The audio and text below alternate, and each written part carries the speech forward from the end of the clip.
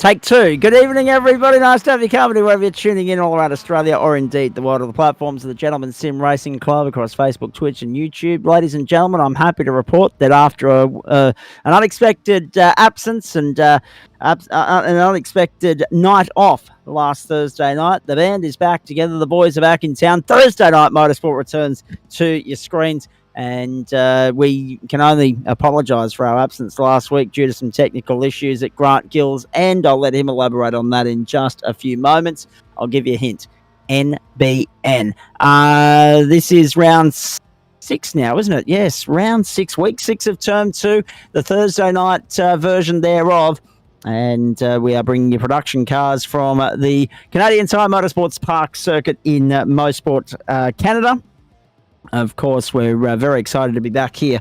This is a great little cauldron for racing, especially in the Mazda MX-5s. It is the second time in which we see the MX-5s on the bill on a Thursday night in the production car slot this season. It is therefore the last time that we see them as well. Beautiful conditions in Canada, 2 o'clock in the afternoon, 64% humidity, ambient of 21 degrees, track temp 40-3 if you don't mind. Have a look at that. Oh, that'll hurt the tyres. They'll be squealing by the end of this one. Don't worry about that. We've got a 16-minute race, a 15-minute race first up, and then, of course, a 25-minute race second up as we bring you the Mazda MX-5s. Grant, that screen's too grainy for mine. You're going to have to run me through the points. Good evening.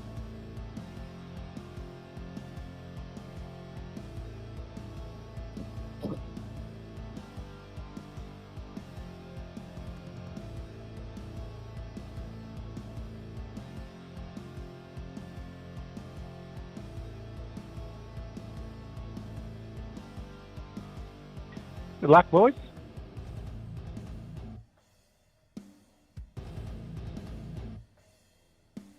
Yes.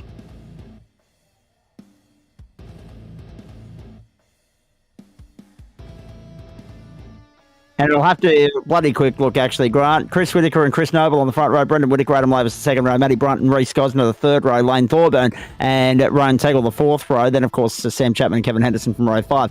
Matt Schmidtke, Aidan Schultz from 6. Robert McGrath, Pete Matson, 7. Anthony Adshead and Jared Gilbert from 8. Greg Padgett, Phil King from 9. Joe Baldwin and Sean Rees from 10. Kurt Chapman and Chuk Fung Wong from 11. Nick Wood and Eduardo Zamora from 12. Jack Jackson, Braden Sagasa and Josh Zuno will round out the field. Let's have a look at the start-finish line there at Canadian Tire Motorsport Park. Cars backed up around the final corner here, and we're all set to go. We're all in position, ready to rock and roll. 2 sprint races. So this is, week 6 of term 2. We missed out on seeing the Toyota 86s in action last week, but we're looking forward to following the tail of the tape right through to the checkered flag and the end of the championship. The checkered flag, of course, at the end of the 10th and final round in a few weeks' time. Off and racing. First one of the night for you, ladies and gentlemen. Beautiful start, Chris Whittaker. No surprise, really. Chris Noble, Brendan Whittaker, Adam Lavis, and then Matty Brunt slotted in position through the first corner. Ryan Tagle's made a nice start. Up into position number 7, got the better of Lane Thorburn. In behind Reece Gosner, and it's a snake train down the hill for the first time. So many trigger points around this circuit, so many places where you can bring yourself or someone else undone, where you can run into trouble. That's the beauty of the racetrack, but it throws up some terrific scrapping.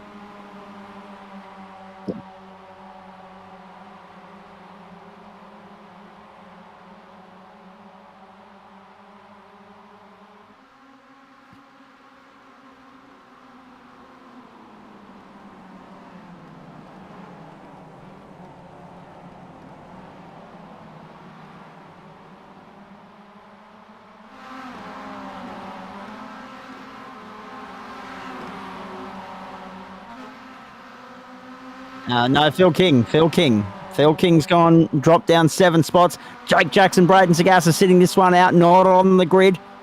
Phil King, the last of 25 now as they begin the run back towards the checkered flag. Whittaker, Noble, Whittaker, Ben Lavis.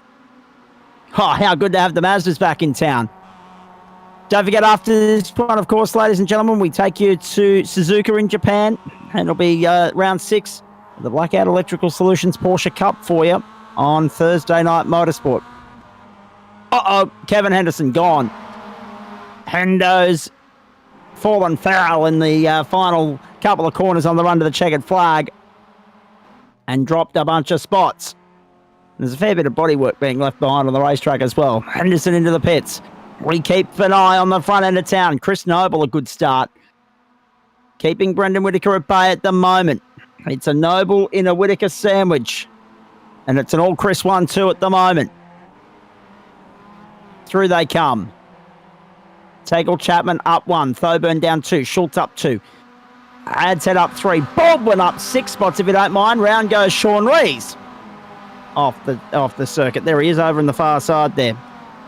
He smashed into the he smashed into the tyre wall as well. So he went bush bashing and couldn't pull it up. Through we go. Back straight. Plenty of overtaking opportunities here. Of that there is no doubt. So keep an eye on that.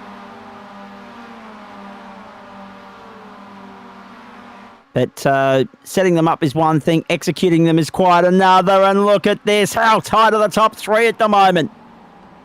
It's only a couple of car lengths back to Adam Lavis. There's Noble still defending Whitaker, but struggling to find a way by Chris at the moment. Main straight, another lap done.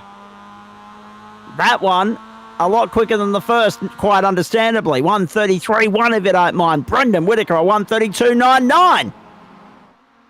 How good's that? So let's base our assumptions off a minute 30 a lap, because you're not going to lose enough time to not get to 10 laps. 10 laps is what I'm banking or betting on as far as race distance of this opening one will be, because you carry those extra 3 seconds. That gets you, 15:27, and the extra 10 off the first lap, so an extra 7 on that. So it's only going to be about 15 and a half minutes. About half a minute of overtime scheduled here.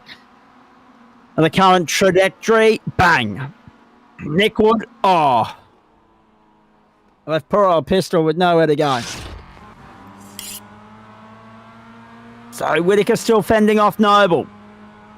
Brendan's in there as well. Lavis is tucked in. Brunton, Gosner too. Tegel, Thoburn, Chapman, Schultz. The top 10.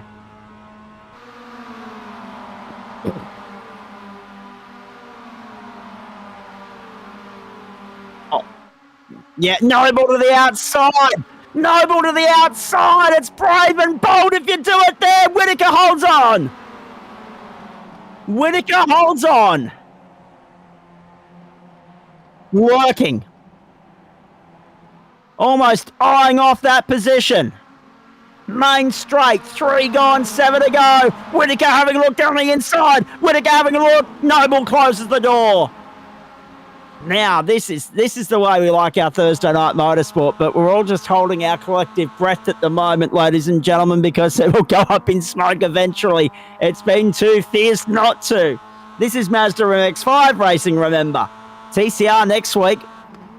So, for those of you that are new or missed last week, of course, we weren't on air last week, so it's the first time that we've checked in with these guys in a fortnight. They're in the middle of a multi-car championship, and what I mean by that is a different car each week. We went through 5 weeks, and now we're going through the same 5 cars again. We start with the Mazda MX-5, then we get to the TCR, then of course we're off to the Ford Mustang, and then we get stuck into everybody's new favourite, the Renault Clio, and then of course the Toyota 86 as well. You might note a little bit of sarcasm with regards to the way I said Renault Clio there as well, ladies and gentlemen. 4 laps in, Chris Whitaker the leader. Chris Noble, Brendan Whitaker. Kurt Chapman's just fallen off the road. Here they come. Whitaker to the outside. Brendan's got by Chris Noble. Can he hold it? Have a look at that. Yes, he can. Brendan Whitaker to second. Had to set it up. The commitment through the right-hander on the outside grind is something else.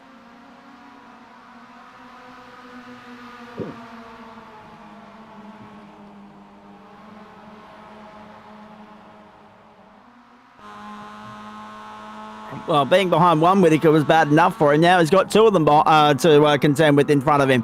He's behind. Oh, and a little bit of a bubble there as well.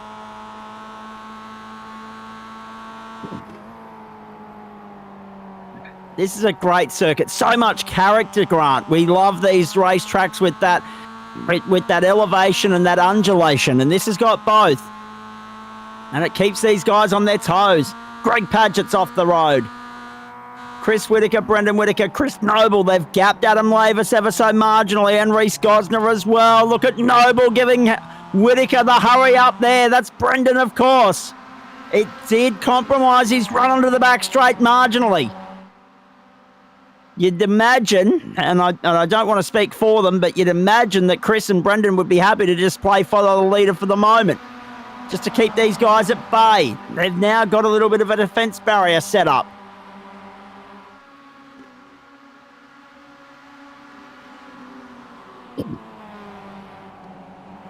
Right.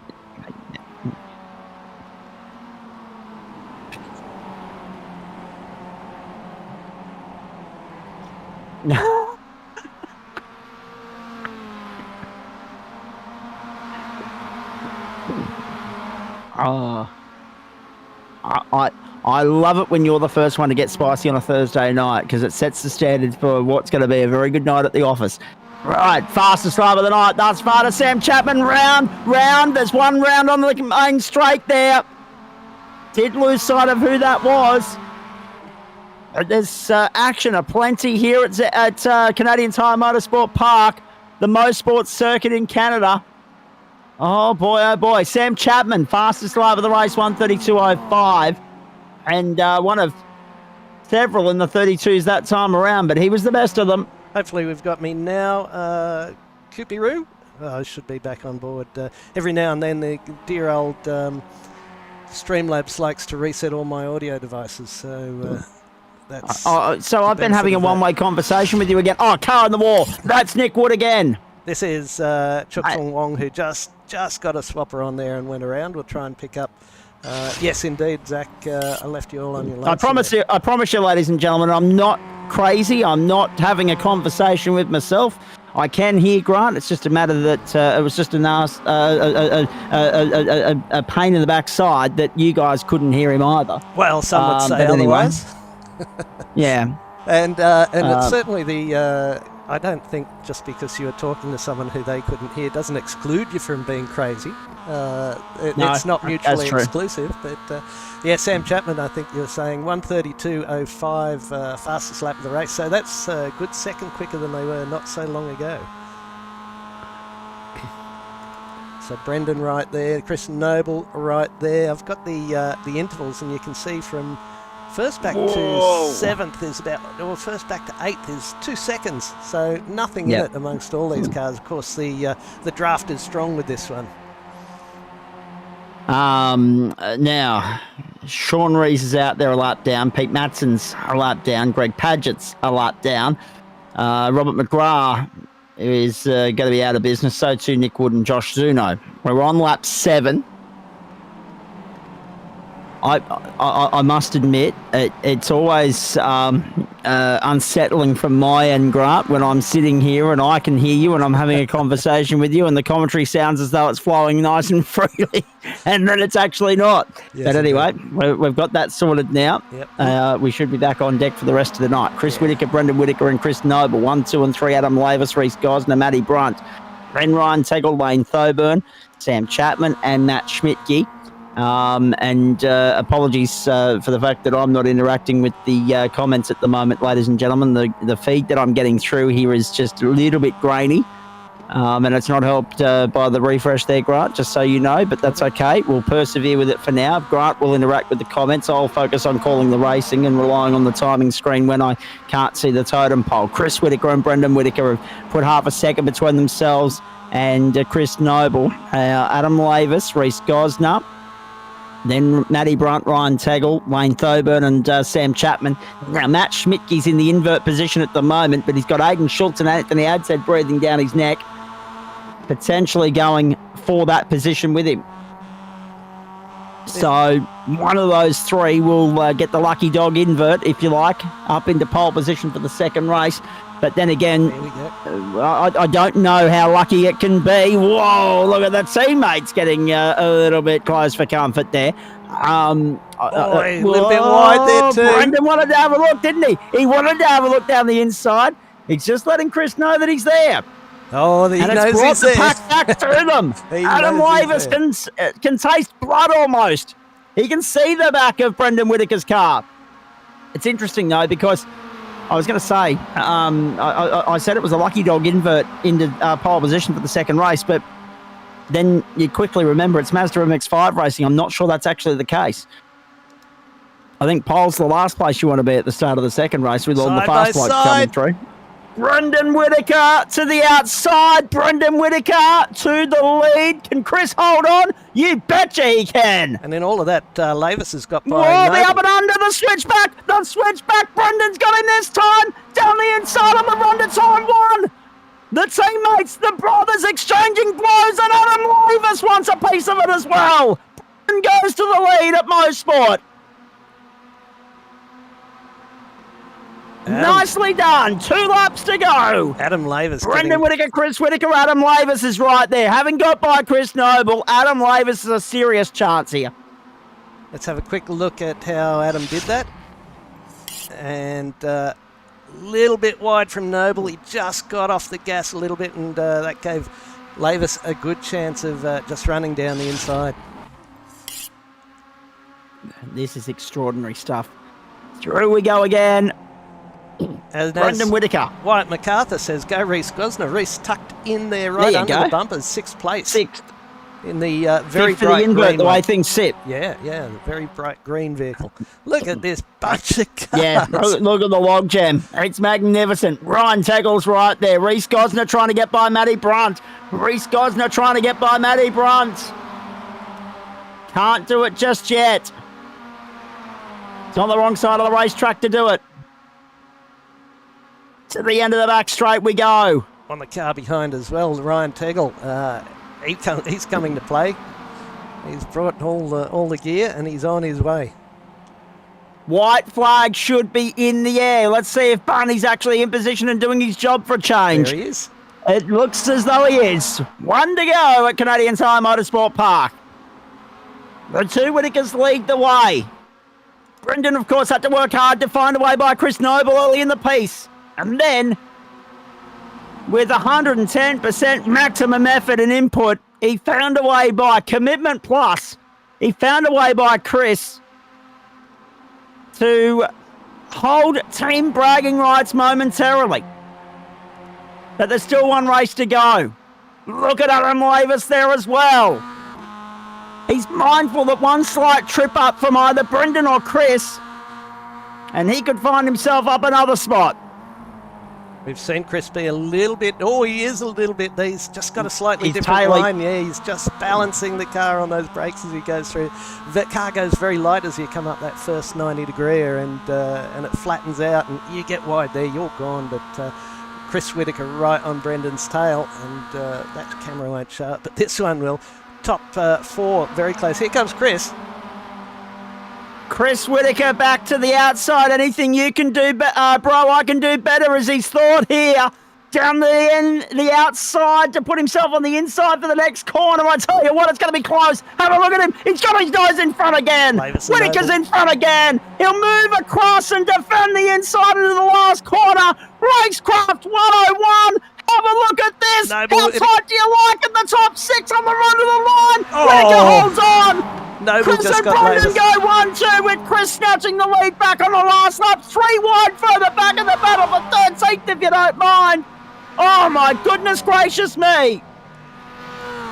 And Noble just... Chris Whitaker, Brendan Whitaker, Chris Noble just pipped Adam Lavis 1,000th or 100th of a second. Matty Brunt was in there, and he just edged out Reese Gosner. Sam Chapman held off Lane Thoburn. Ryan Taggel was behind that, and that battle wasn't the battle for 13th, it was the battle for 10th, actually. Matt Schmidtke, Aiden Schultz, and Anthony Adshead separated by 1/10 of a second. 300ths between Schmidtke and Schultz. Adshead another 700ths back, and Schmidtke holds on to the invert by the skin of his teeth. I don't know why people don't like I don't know why people don't like Mazda MX-5 racing. That was brilliant. It certainly was. Production Cars does it again. I'd really like to see it back up again for another run next season. Still got legs, and good to have Vice President on board. That's from John Simpson there. This is what GSRC racing is all about. What Absolutely a it is. Race. And hello, John. Good to have you on board. Look at the gap between Noble and Lavis, 0.009. As close as you like. Oh dear me. Adam will be he'll be just a little bit grumbly in his beard, I should think, over that one. He'd done enough. He had to keep his eyes on stalks as the two Whittaker boys were going about their business, and he was trying to find out where the little piece was that he could pick up, and yet he dropped it. And he didn't drop the car, but Noble just got a great run on him with a little bit of extra freedom of mind, and pipped him right on the line. Oh my word. Brilliant stuff, as per usual, in Production Cars. Now, while we've got a moment, let's just acknowledge the sad news, actually, Grant, of the passing of Tina Turner, because we all woke up to that news this morning. I saw the news alert on the phone. It was about, I'm going to say somewhere around the 6:30 mark, and it was one of those moments where I was instantly awake. Yeah, it startled me. I was like, hang on, what's going on here? Surely that can't be right. Anyway, you turn on the news, it is right. At the age of 83, one of the great singers of all time, the rock and roll queen, and of course, synonymous for that anthem, Simply the Best. Now, one of the great things about Simply the Best was Bonnie Tyler actually released it before Tina Turner did. Right. Tina did a cover of it. Okay. And the strange thing about that is it's got that that symmetry with Darryl Braithwaite and the Horses, because it was a cover in Braithwaite's case of Ricky Lee Jones, and yet they are the two versions of the song, Horses by Braithwaite and Simply the Best by Tina, that everybody remembers, that everybody resonates with. That's what gets people up and about. They became timeless classics in the hands of the second artist to perform them, and of course. So synonymous with rugby league in this country, and the latter stages of what was then known as the Winfield Cup. And of course, we should also point out it was used as Seven's end credits package music track for the 1989 Tooheys 1000 at Mount Panorama. So very sad, and a lot of music lovers mourning her loss today. We get stuck into race 2 now, the GSRC Production Car Challenge, race 12 of the championship, round 6 of the season, term 2 of 2023. And we're at Canadian Tire Motorsport Park. The time has moved along to 6 o'clock in the evening. Grant, notice that? Still sunny. It's still daylight. Beautiful. Underway. The invert of the top 10 always brings with it an element of intrigue and excitement, and there are a couple of cars squirreling away off the line. Let's wait and see. Yeah, exactly. He had a huge moment. He's lost 2 spots as a result of that tank slapper, to be quite there's a car off in the distance. Trouble, Matty Brunt in... it's Lane Thoburn. Lane Thoburn. There was an off-track alert lighting up the screen. Chris Noble's up the track as well. There was an off-track alert being lit up next to Matty Brunt's name there initially, but no, it was Lane Thoburn with a big smack into the wall, and so too Chris Noble. So one of the race 1 heroes already in trouble and has dropped 7 spots down to 15. Thoburn's on the tow rope and in pit lane, and here's why. There's a little tap there somewhere. Oh no, it's a big tap. Oh, he's just been hip and shouldered. He has indeed. Dane Northduft, haven't heard from Dane in a while. It's good to have him on board. But Matt Schmidtke had posted during the break, did you like that finish, boys? Yes, you certainly did. Did we ever? You might want to set up last lap Zach's here, mate. I might have to. I didn't have it set up for the first one. I might have to have it set up for the second one. That's a good point. It should be a little slash and dash in this one as well, if memory serves, over the course of 25 minutes, ladies and gentlemen. So we're looking at test the maths on a Thursday night as they come up across the line onto the main straight. Not my strong suit at all, Grant. It'll be 17 at max, and 16 is the number that I'm thinking, because again, you look at the times there, that first lap, 1:40. So there's 10 seconds already burned. An off-track alert there being triggered by Chris Noble again, and Nick Wood this time as well. 3 seconds for all the other laps. So Sam Chapman just add 45 seconds to that. He's tagged so Adam basically, Lavis. bang, God, Adam Lavis on the grass and gone. So I'm banking on somewhere around that 16 marker, and I'm doing that with the slightest bit of trepidation. If they can find some extra pace, they may drag it to 17, but I'm thinking the pit lane transit and the splash and dash time will get us over the line for 16. We'll lose a minute somewhere there along the way. So 16 laps in 25 minutes. This is now. Chapman will run wide here. Just a little bit deep, just a little bit wide. Coming through on him is Matthew Brunt, then Gosner and Lavis as well. And Chapman comes through, and Lavis, I don't think, saw him there. And he got the bump, and he's gone. The other big news so far, well, actually, there's two bits of news. No league updates tonight, mate. Oh, you don't want league updates? No, because that's right, you're a Dragons supporter. That's right. Dolphins and Dragons are playing Thursday Night Football, but at Grant Gill's request, no score updates, although I'm going to keep an eye on it right of screen here. And Isla Tomljanovic has confirmed that she won't contest this year's French Open, which is due to start on Sunday as well. The tennis Grand Slams back in town on the back of the Australian Open earlier in the year, but Isla won't play any part as she continues recovery from injury that's only just come into the newsroom in the last hour or so. Schmidtke, Tegel and Brunt, the top three at the moment. Brunt, the fastest lap of the race. Lavis 1:32.98. Adam Lavis pitting. He'll be hoping this is enough of a splash, lap 3, to get home. He probably had a lot of damage there and he wants to get clean air. But Tegel and Schmidtke, Schmidtke's been bumped. No, he hasn't. He's just toing and froing a little bit. But there goes Tegel in the 77 car, Schmidtke in the 571, and Brunt, then Gosner. Brendan Whitaker is the first of those cars, leading his brother in the very bright pink vehicle as well. So about 1.1 seconds. They'll want to work together, and I'm sure they will. But Schmidtke and Tegel, they'll do everything they can to give the Whitakers a run back in. 2 by 2 by 2, just about.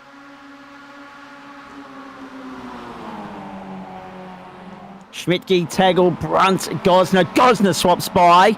He swaps positions with Brunt there. Got by on the inside. Very nicely done. And all of a sudden it's 6. Actually, he set it up on the outside through the right-hander and then consolidated it on the left-hander on the inside, going there into the second last corner. So again, it's one of those racetracks where you might have to work for, 2 or 3 corners, depending upon the section of the circuit, to execute an overtaking manoeuvre. Gosner. Not unlike Gosner to quit the grass there. Not unlike, uncharacteristic, the way in which you've got to go about your business here at Canadian Tire Motorsport Park is what I was getting at. So Schmidtke, Tegel, Brunt, Gosner and Whitaker the top 5, and Whitaker now in 6th place. Gosner a big moment. And that's the thing. It's it is fraught with trepidation, this particular racetrack and this particular format of racing, because so much as a clip of the grass can send you pirouetting, but also you can so easily come undone, come unstuck, trying to execute overtaking manoeuvres. Oh, someone else just in the back there. There you go. Looks like Hayden Schultz. And bang! Oh no, the rejoin! Claimed another one. Greg Padgett into the wall. Darn it. It's all happening here, Grant. Yeah, Zach, the altitude changes, the camber changes on this track. You're right on the ragged edges. You try and get through the corners, and just they're blind as well. A lot of them will get on board with. Matty Brunt, who's 3rd in this line, and just have a look at what you're seeing here. They're just coming onto the main straight here. Get too wide there and you're in the grass and slow. Around here, the corner is just blind. You don't know where it is, and there's a little painted on curb there, a little bit more than that. All right, now you're winding up. All you can see is sky on the top of a few trees. This one's deadly in anything more powerful than these. It's pretty deadly in this as well. Look at the little confidence taps on the brakes just to get the nose of the car to bite. Then we're into a tighter than it seems corner, and we wind in, take a little bit of that curb. The MX-5s love a little bit of inside curb to just pull the nose around. Now we're winding up again. This corner looks very familiar to turn 2. Oh no, we've got a blinker as well. You can stick on the inside pretty well here, and now slam on the brakes in the dip. Don't take too much curb, but certainly don't let it drift wide. We're balancing it on throttle, balancing it on brake, round you come, and now we've got a moment to take a breath because we line this up. It's a big long run home. Again, blind apex here, but it's pretty much straight. You can bank on that. Coming up into the final sequence of corners, and we'll come up here. Again, you're not quite sure where the corner is. Side by side they go in here, and you can do that sometimes. As you come in, you want to compromise this one just a little bit to get the best of the next corner. Get your nose in tight here, and then they're all wide. They're all a little bit wide. Into the pits he comes, so he's going to ruin that for me. Brunt and Brendan Whitaker have come into the pits. And then you just got to tuck it in and not get wide. That's a lap of Canadian Tire Motorsports track, and of course you got to spell that with a Y. Yes. Yes. Well, no, they spell it with an I. We would spell it with a yeah, exactly. No, I knew where you were going. I knew where you were going. Bloody Yanks, and North Americans in general, they just don't know how to spell. Incredible, isn't it? Chris Whitaker 300 million people making a mockery of the English language. Brendan Whitaker and Matt Brunt out of pit lane in 10 and 11 seconds respectively. Now, it's interesting to note that already we're seeing some gamesmanship at play here, some sportsmanship and some strategy has been ignited because some triggers are being pulled, and some people are zigging and others are zagging here. Some are going early to try and buy some clear air. Some are going to go late to try and stay in the train because that's where the speed is. You're going to be faster working as a bunch as long as you do it cleanly. And you are going to be working as a separate standalone entity, if you like. Schmidtke, Taggle, Whitaker, Gosner, Chapman, Noble, Adshead, and Fung Wong, the top 8. Now, have a look at some of the movers and shakers here. Fung Wong up 8 spots, Henderson up 9, and Nick Wood up 15 after a disappointing exit from the first race.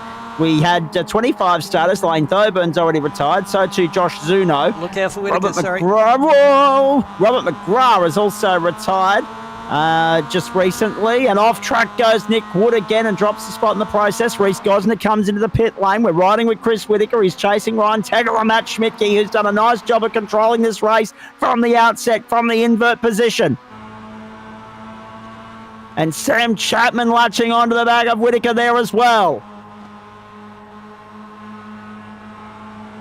Yeah, well, there'll be a little bit of fuel saving going on for these guys that are running longer. That's probably in Chris Whitaker's mind. I can save a quarter of a second or an eighth of a second in here tucked behind these boys. Teagle's going to have another look at Schmidtke down here. He's going to try and compromise him, but he's going to be compromised himself. Oh, Whitaker! Whoa. Commitment plus. These guys are on the limiter, aren't they? They're on the ragged edge. It's great to watch. Thursday night motorsport on the platforms of the Gentleman Sim Racing Club, and you just sense another grandstand finish coming here, don't you, ladies and gentlemen? We're on lap 7. We've got 9 to go next time by the line. Those pit lane transit times, it's not a long pit lane here, but we're losing enough time down that pit lane. Look at this, hugging the inside. This is reminiscent of the old TCR days. The Kai Ardleys and Jackson Rayhana battles. Whitaker looking for a 2 for 1. Because remember, this is where it really truly blew up. Absolutely. A couple of seasons back. Schmidtke and Taggart and Whitaker to the lead down the inside of Schmidtke. Schmidtke looking to fight back, coming on the line straight, contact with Taggart. Taggart on the outside. Chapman looks to go with him. Chapman trying to not be elbowed out there by Schmidtke. Schmidtke holding on the inside, and Chapman says, "Don't worry about that. I want to take you on the outside." Greg Padgett, I'd expect, will discreetly pop to the side. Sam Chapman is through on Schmidtke. Schmidtke's... this is madness. He's just done the valorous thing, and he's thought, well, you guys have got a little bit of extra pace on me, so I'll just hop in behind you boys, but look at Teagle, is it just running a bit wide now? Chris Whittaker has a 1.13 second gap, picks up the tow from Greg Padgett after that completely unfortunate accident, no fault of Greg's at all. And Greg does go wide. He goes, all right, you pop through there. I'll just stick out on this outside line. I'm sure there would have been a little chirp from him on the radio as well. And they'll get through. 1.5 second lead now back to Teagle. That's just about the draft done for. That's the game changer, isn't it? That is the game changer. Because Whittaker's found a way through, and then those three got caught jockeying for position and dicing. When they needed to focus on staying with Whittaker, they got caught up in fighting amongst themselves and squabbling. And all of a sudden, Whittaker said, thanks for coming, see you later. It's a second and a half that he's built in no time. Half a lap, he's up the road, he's gone. And Chapman's not done having a little niggle and a little fight there as well. Schmidtke all over Teagle like a cheap suit. Yeah, yep. Ad's head into the pits. Kevin Henderson up into 7th. I think I need to go back to rookies. How do you do MX5? How do you MX5 again? Josh Svino, you maybe you need to go back to up-and-comers. Get that 1400 I rating down and have a play. GSRC broadcast page on Facebook. Don't forget, we're also streaming via Twitch and YouTube. Ladies and gentlemen, nice to have you on board on a Thursday night. Chris Noble, the fastest lap of the race, 132.18. Now outdone by Brendan Whittaker, 132.15. So Brendan Whittaker buying time in clear air. Yeah, he's done nice. He's enjoying the clear air here, Grant. We're almost into the 31s. Yeah, 13 and a half seconds. First of the drivers to have pitted, and he was in about 5th or 4th, maybe 6th with Chris. So he was running a par with Chris at the time, so it'll be very interesting to see how the two of those work it out after the pit stops. Of course, Chris will have a much, much shorter pit stop than Brendan did. Phil King in the pits. I'm just going to nip this one in the bud now. I'm a little bit disappointed, but at the same time, there's reasons not to be disappointed. I'm not with you next Thursday night, Grant. Just letting everybody at home know. I'm not here next Thursday night. I won't disclose why, but there always has to be a very good reason for me to be taking a Thursday night off, especially when the racing's been this bloody good. But yes, whoever's here filling in for Grant Gill, it'll be well worth the price of admission for them, because we've got TCR for the production cars as the entree, and then the Porsches as well. So disappointed to be missing TCR, because we loved that last year on so many Thursday nights, but looking forward to being back with you guys for the final 3 weeks, and more so because it is Interlagos next week, and it's Magny Court for sprint racing in the Porsches too. So you've got 4 races for the price of 2 next Thursday night. Then we go to Phillip Island and Long Beach. That's the double on week 8. Winton and Hockenheim ring week 9. Sandown and Red Bull ring week 10. Pretty good way to end the campaign. Let's continue on here for the moment. We've got Sam Chapman all over the back of Ryan Teagle. Matt Schmidtke is just clinging on to them at the moment for dear life. Top 9 yet to stop. Eduardo Zamora 9th and last. I tell you what, they're on the ragged edge here. It's great to watch. Pete Matson yet to stop as well, but he's outside in the top 15 and well and truly out of the fight at the moment. Brendan Whittaker, the best placed of those two, have stopped. Chris Whittaker would have got that memo and is trying to make rain while the sun shines here. And Chris...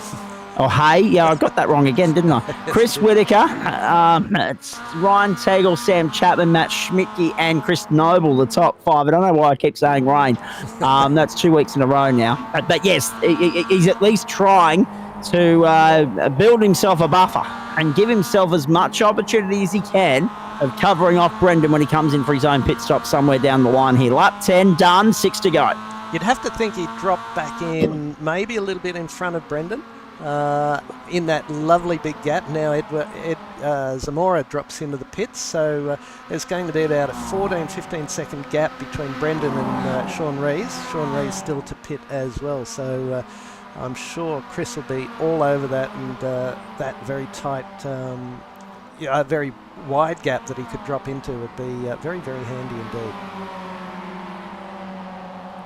Chris Noble, fastest lap of the race, 31.96. Jeez. That's some serious pace from Chris Noble, and look what it's done. It's brought him into this 4-way fight for second with Teagle, Chapman and Schmidtke. He's right there now. Poor old Matt Schmidtke's about to be under the pump, under some pressure, as they make their way onto the back straight. Back out into 17th spot. There comes 16th spot, I should say, comes Eduardo Zamora. 15th for Joe Baldwin, and Pete Matson is 5.5 seconds up the road from them. No, sorry, he's 5.5 seconds behind Nick Wood. Joe Baldwin right on his tail with Eduardo Zamora there as well, and Adam Lavis 5 seconds back down the road from them. Sorry for the lapse in concentration, the miscalculation of that one. All in. Top the three. leaders are in. Whittaker, Tegel, Chapman, all in. Right. Make or break time as far as this race is concerned. Got caught out by my own sentence structure there. Not happy with my performance so far tonight, Grant. Let's have a look. Well, take a week continue off. on. Take a week Fung off. Wong and Henderson, 3 and 4. Yeah, absolutely. I will. Don't worry about that. Well, I thought I would have got myself sorted out by having last week off, but no, there's been a lot on of late. I was filling in on drive last week on West Brom Radio, and I'm half suspecting that I'll get a call to do so again very shortly because our drive announcer, fresh off working at the Ipswich show, has broken her arm. So here we go. All the best to Rachel if she's tuning in. Here we go. Brendan and Chris. Brendan's got it. Brendan's got it. The undercut works. And Matty Brunt goes with him. Chris Whittaker getting back up to speed has slotted in third on corrected order. Oh, that's not what he wanted. No. Brendan Whittaker leads this thing. And now Chris Whittaker's trying to find a way back by Matty Brunt. But don't rule Brunt out yet. He can still win this thing. Yeah, and we don't know where Noble, Schmidtke, Fung Wong, Henderson or Rees are going to factor into the equation. I think with Hendo and Rees, it'll be interesting. They're a fair way off those leading that leading duo of Noble and Schmidtke. Fung Wong's trying to go with them, and Hendo's trying to go with Fung Wong. It's about 1.2 seconds, but Rees is another 5 seconds out the road. Down the road. So I'm happy to rule him out of the equation. Everybody else, it's an even ball game at the moment. We just don't know how it's going to play out. We're going to get an indication momentarily because Chris Noble and Matt Schmidtke and Chuck Fung Wong are on pit road, and so too Kevin Henderson. Oh, look at the madness down the back straight. 3 wide and then the back straight. Commitment plus, and Matty Brunt goes to the lead on corrected order. How about that? Brendan Whittaker and Chris Whittaker have no choice but to slot in behind him. Brendan wide there too. We've got a 3-way fight at the front of the field. Noble comes out. Noble's coming out onto the racetrack, but he's going to slot in behind this trio. So all of a sudden, we could have a race in 4. No, they've gapped him. He's gone. Forget about it. He won't get the toe from there. He's 2.5 seconds down the road. It is a race in 3 at the front. And what have we got? About 5.5 minutes to play. How good's Thursday night motorsport? The Mazda MX-5s. If only they were this clean last time round when they had their own standalone series, we might be getting more of this. Yep. Look at these little Mazdas. 131.95 for Reese Gosner as well, Grant. Go for it. Yeah, these little Mazdas absolutely wringing the neck out of these things. 160, 170 Ks. That's 100 mile an hour in the old money, and it's not with a big hill or a tailwind as far as I can tell. But here they go. Here comes Brendan Whittaker. Big look at him as he's got a massive draft. Can we have a look at that wind speed as we see both Brendan... Oh, no, there's lap traffic in the road! Oh, no! How the hell did they avoid a catastrophe there? Go through. Brendan and Chris combine to swamp on Brunt. They might owe the laps driver a 6-pack at the end of this. Matty Brunt goes from first back to third. Back across the line. 3 to go at Mosport. Let's have a look, see how much Brunt does get checked up. Brendan's got a massive draft through there.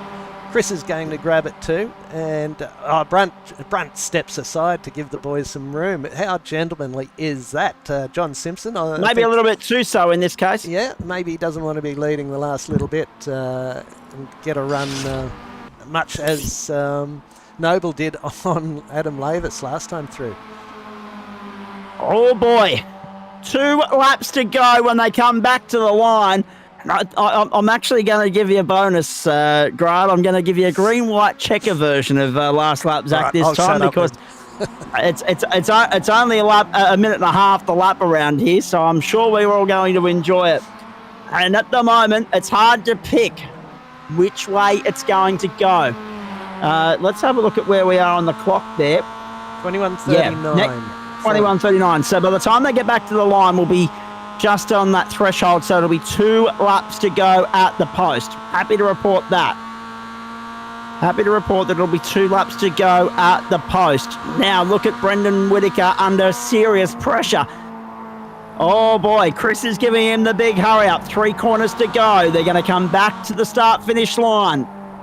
And when they do, it will be 2 laps to go. Whitaker holding on ever so marginally, but he was doing the exact same thing at this point of the last race, and Chris found a way by on the last lap. Matty Brunt, a standout performance from him because he finished 5th in race 1. He's now on the podium with 2 to go. Sam Chapman punches out a 1:31.86 in the fastest lap of the race thus far, and he's in a tremendous 4-way fight with Chris Noble, Reece Gosner, and Matt Schmidtke for 4th position. There they are. And latching onto the back of that, no, don't worry, that 5th car in shot was lap traffic, so it's a 4-way fight for 4th and a 3-way fight for 1st. You can't ask for much more than this. This is this is almost Formula V-esque type stuff here at Canadian Tire Motorsport Park. Brendan Whitaker just marginally wide going into that second right-hander, the double apex there at the end of the top section of the circuit. Now the run down the back straight, we ride on board with Matty Brunt. Chris Whitaker's the next target. Whitaker trying to get the toe from his brother, trying to find a way by to do the double tonight. At Mosport, having won race 1 on the last lap in very similar circumstances. The pressure in race 1, of course, was coming from a different source. From a car that's already out of the race, I do believe I'm right in saying. So, here we go again. Round they come. Well, it's out of the race for the podium, of course. It was Chris Noble. He was in the fight early in the piece, but he's now in the fight of his life for 5th place. Let's pick up that battle. We're on the last lap. We're on the run home. So Gosner's got Noble, Chapman, and Schmidtke to contend with. And now, Brendan Whitaker, Chris Whitaker, and Matty Brunt will go about sorting out positions gold, silver, and bronze. Through that first tight right-hander they go. Now it opens up a little bit more. You've got this off-camber, highly undulated left drop down the hill to contend with. And if you bring it unstuck there, forget about it. You need to be precision-esque through here, clean as anything to get a good run onto the back straight. And that's exactly what they've done. They couldn't have done it any better. Brendan Whitaker holding the lead for the moment. Chris Whitaker right there. You've got Matty Brunt holding on to 3rd place and almost out of the fight. I don't think he can win it from that far back unless something happens to the top 2. Down to the end of the back straight we go. Chris is happy to push Brendan all the way. He's not going to have a look through this time. Maybe they're happy to trade off and go 1 for 1. We'll wait and see. 2 quarters to go. Brendan's leading. Chris is second. Chris is just going to fend off Matty Brunt through the last corner. They bring it to the line. Brendan and Chris chalk up a 1-2 apiece. Brendan leads them home in the second race after Chris led him home in the first. Matty Brunt holds on to 3rd. Now something's happened on the run to the line to Reece Gosner. But Chris Noble got the better of him in the battle for 4th. Matt Schmidtke comes home 5th, then Sam Chapman and Ryan Tegel. But we've lost Reece Gosner. Chris Noble couldn't repeat the heroics of the first race, but it's a 3rd and 4th for him. And for Matty Brunt, it's a 5th and a 3rd. The points are going to be tight tonight. There was a little bit of an elbow involved there as Reece Gosner got well and truly shafted. The Mazda MX-5s do it again. I'm going to need a Strepsil before the Porsches. Yes, indeed. Wow, that was terrific. Great racing. Production cars nails it again. Absolutely beautiful. And they're our favourites for a reason, Grant. They are. Something about the entree on a Thursday night has been fantastically reliable for a very long time. Magnificent stuff. We loved it. We love it every week. We've got the Porsches coming up for you very shortly. For the first time this season on a Thursday night, I had the phone going off whilst we were on air here, Grant, so I've got a phone call to make as soon as we're done. Okay. And I think I've also got to do a breakfast radio segment at 10:30 tonight as well. So it's going to be a late finish for ZWK. But let's get Matt Schmidtke and Chris Whitaker in here to analyse all of that. Geez. I love the Mazda MX-5s and I love Canadian Tire Motorsport Park. It's a good combo, Chris Whitaker. A first and a second, mate. Well done. Oh, cheers, mate. I'm absolutely buggered after that. That was some great racing. Really, really good battles right through the pack. But I had an absolute ball with that. Team Whitaker dominated again, though, because of 1 and a 2 apiece. So was there any tactical discussion involved in that as to why you pushed Brendan home there at the end, or were you giving it everything? I'm pretty sure if we started fighting on those last couple of laps, Matty would have come through on us. So, unless he made a boo-boo, it was just keep pushing him along and try stay in front. So, thankfully it worked. But I had an absolute blast there, mate. Really, really good racing with Matt there, and with Chris and Matt and Sam and Ryan, all the guys that we battled with there, and Racy.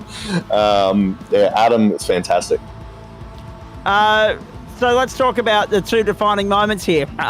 Race 1, Brendan finds a way by you, and you find a way back by him by one-upping exactly the way he found a way by you. And then in the second race, you kind of had to work together and probably owe lap traffic a six-pack there for giving you a little bit of a tow along to double up and get by Matty Brunt. Yeah, well, Brendan did the early stop there and punched out a couple of laps while we were still negotiating a bit of traffic there, but once we got clear, I was sort of watching the times. I knew it was going to be tight, but I got an awesome entry, but yeah, just completely stuffed the lane itself. I didn't know if I had my pit lane limiter on or not, and then I double tapped it, and I actually sped 3 times through the pit lane, but somehow jumped on the brake fast enough and didn't get done for it. I was just waiting for the 40-second stop go to pop up, but thankfully it just didn't come through. So I'd say I just lost enough time through the actual lane itself. But the entry was just on point, so I thought, we'll be right here. But just looking at the times now, I can't actually see what Brendan's one was because he was a fair way back. But in comparison, Chris Noble was a good second faster by the looks of things there. So, Noble's spot was a 10.65. Brendan's was a 10.8. Yours 11.1, and Matty Brunt's 11.4. Matt Schmidtke at 10.8 in the pit lane as well. So all within about a second of one another. Yeah, well, not too bad then. Maybe I didn't lose as much down the lane as what I thought. Maybe the little speeding drums there actually helped me possibly. Well, if you listen to Matthew Dench, that's exactly what he does. He won't use a pit lane limiter. He reckons you can pick up a second in the pits by not doing it if you don't pick up 40 seconds to your deficit. But the hold in the first place, yeah, exactly. Yeah, look, there's one point I swear I saw it at 10 k's over, so I thought I was going to be. Yeah, I thought I was completely gone, wide open throttle with no limiter activated, and then jump on the skids as hard as I could back to about 20 kilometres an hour, and then back into it again and sped again. What's going on here? But we got a bit lucky with that, I think. I think you did. Absolutely. You need to buy a bit of luck every now and then, CW. I'll actually on that note, I've got a story for you in the intermission in just a few moments' time. But in saying all of that, let's talk about the strategy play there. Was it tactical for Brendan to go early and you to go late? Did you have that discussion? Oh, that was his call. I thought it was going to be just really hard to pass in these things. So the toe is massive, but if someone wants to get the elbows out, it's difficult to get through. So I wasn't sort of game to do the LU stop, but he rolled the dice with it and it obviously worked. So I honestly thought he was going to end up buried. Much like very nicely done. Adam Lavis did after a very unfortunate incident early on in the race where he was bumped around and had to pit after lap 3. Did he? Yes, he did. ended up in 12th place. I'll see if I can find that for you. Yeah, and he also fell a lap short of fuel as well, so he's having a fuel save right at the end. So in comparison, he was using, I think, about like 10% less than what we were using. He came home in 12th in the end there, boys. Yeah, fair point. And good evening to you, Sam Chapman, as well. Just chiming in there before you've been devil in the details. Bang. Yeah. Oh, no. See you later. Big sense. And the wall for good measure. The new damage model on these cars is impressive, boys. Absolutely. I can't believe he's come home in 12th after that. That's very impressive. With 2 pit stops, I was just having a look at that. It was just, we had such a different speed going into that corner. There was sort of overlap, but it just sort of pinballed off, unfortunately. Yeah, he didn't expect you to be there. Yeah, and I was dealing with cars passing me left, right and centre after going off, so I didn't really know what was around me either, unfortunately. So, yeah, unlucky, I'm sorry. But I had a few that race, though, unfortunately. I was going to say, Sam, nice to have you in the booth as well. You started 4th, so that meant you finished race 1, 7th? Is that right? Yes. Yeah, that would be right. Yeah. I was sitting 9th for most of it, and then just at the last minute, there was a bit of shuffling going on. Yeah. And it's like a deck of cards occasionally around here, isn't it? The shuffle's intense. It certainly was tonight, because you had packs that were not dissimilar to what we'd see in Formula V, 4, 5, 6 deep at times, particularly there at the end of race 1. It was terrific stuff. Your take on the night, mate? And CW, stay with me. I'm coming back to you in a moment. Go, Sam. Oh, yeah, it was a fun night. That second race was very unfortunate. There was a couple of incidents where just tiny little things just bump you off, which does happen around here, and I came off better than the other two, unfortunately. Sorry to Reese and Adam.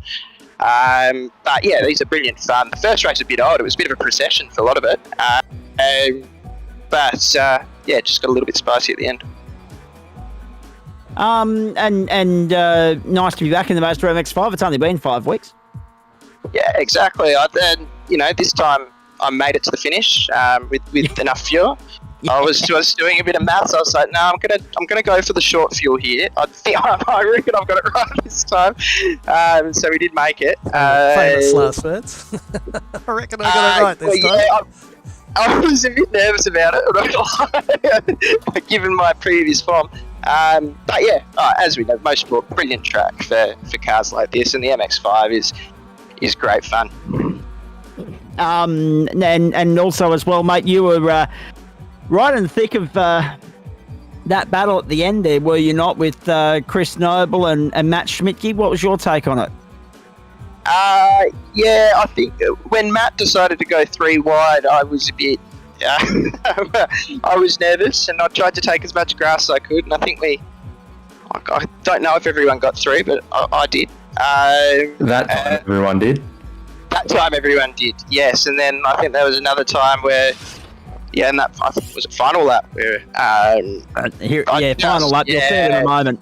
Yeah, so it was just this slight correction, but because we're racing so close, just around here, it's almost comical, because this slight touch and you just get booked off into a wall. It's painful when it happens to you, and unfortunately there were a couple of victims of that tonight. Now I've got to start moving along here, fellas, because the Porsches are standing by at quarter to the hour, I believe, is when they get underway. Thank you, Grant. And we've got about 19 minutes till then, and we've got to swap servers as well. And given the couple of tech issues Grant's had in the last couple of weeks, not least tonight, I don't want to be trying to talk with you guys whilst we're switching servers, because it never ends well. Ryan Taggart, welcome into you. 9th in race 1, 7th in race 2. You had a chance to be at the top end of town there in race 2. You held your own okay in the first couple of laps, but unfortunately, bottom half of the top 10 it is. Yeah, that just came down to just a pit stop. I've just come back from screaming at my crew chief as to why I just had 6 extra laps of fuel. And then I lost any sort of draft, and that was it. But to be honest, I'm just happy to finish in the top 10. I've been struggling with this car, so yeah, I was happy with that. Better or worse than the Renault Clio?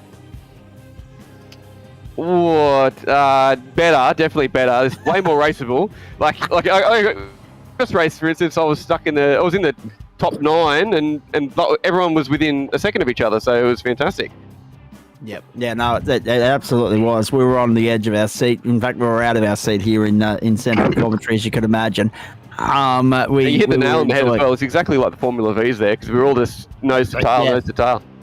We were waiting, actually, to be honest with you, Grant, credit where it's due to everybody, because we were somewhat hesitant. We were expecting a big one. We were expecting things to erupt and blow up very quickly during the reverse grid race, but relatively clean from all and sundry. So, well done. The fact, and it was highlighted by John Simpson, that we can race that cleanly, that closely, that bunched up together, and do it cleanly is testament to the ethos of GSRC competition. So no, well done to everybody.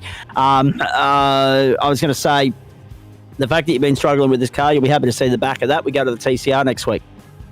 Yeah, that's right, TCR, and I'll actually tell my secret. I had a secret from last time.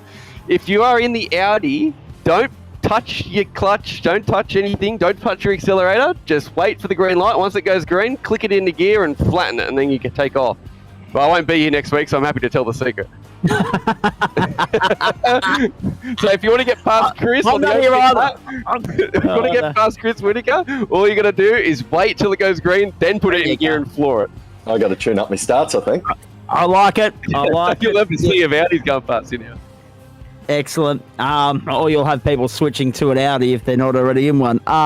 Very nicely done. Thank you, Ryan Tegel. Stay with me, mate. Matt Schmidtke, let's bring you in. So, 10th in race 1 in a photo finish with 2 other drivers. The 3 of you separated by a 10th of a second. By the skin of your teeth, you get the invert, they don't. And then in the second race, geez, you held your own well for the top half of proceedings, but in the end, it was 5th in one hell of a fight for 4th in the closing stages there, mate. Talk us through your night. Yeah, it was pretty good. I thought I was going to do a bit better in quali based on my practice, but yeah. And then, the first race I just kind of kept it together, and with that finish, it was quite spectacular. Yes. But I was pushing very hard to get that. I actually got a phone call in the middle of that race. That's why I was so far behind. I think Sam was in front of me, and I dropped back a bunch, and then I was battling my heart out to get that position.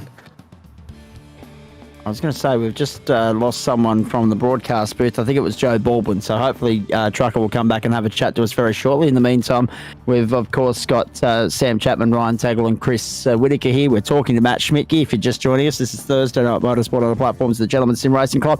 How lucky were you? Because Aiden Schultz is no slouch, and I know he was the one that was only 300ths of a second there behind you at the end of that opening race. It's a pressure cooker, that sort of situation, because you've got the target on your back and you've got to make every post a winner, and the slightest slip up and you would have been 12th. Yeah, exactly. It was real intense.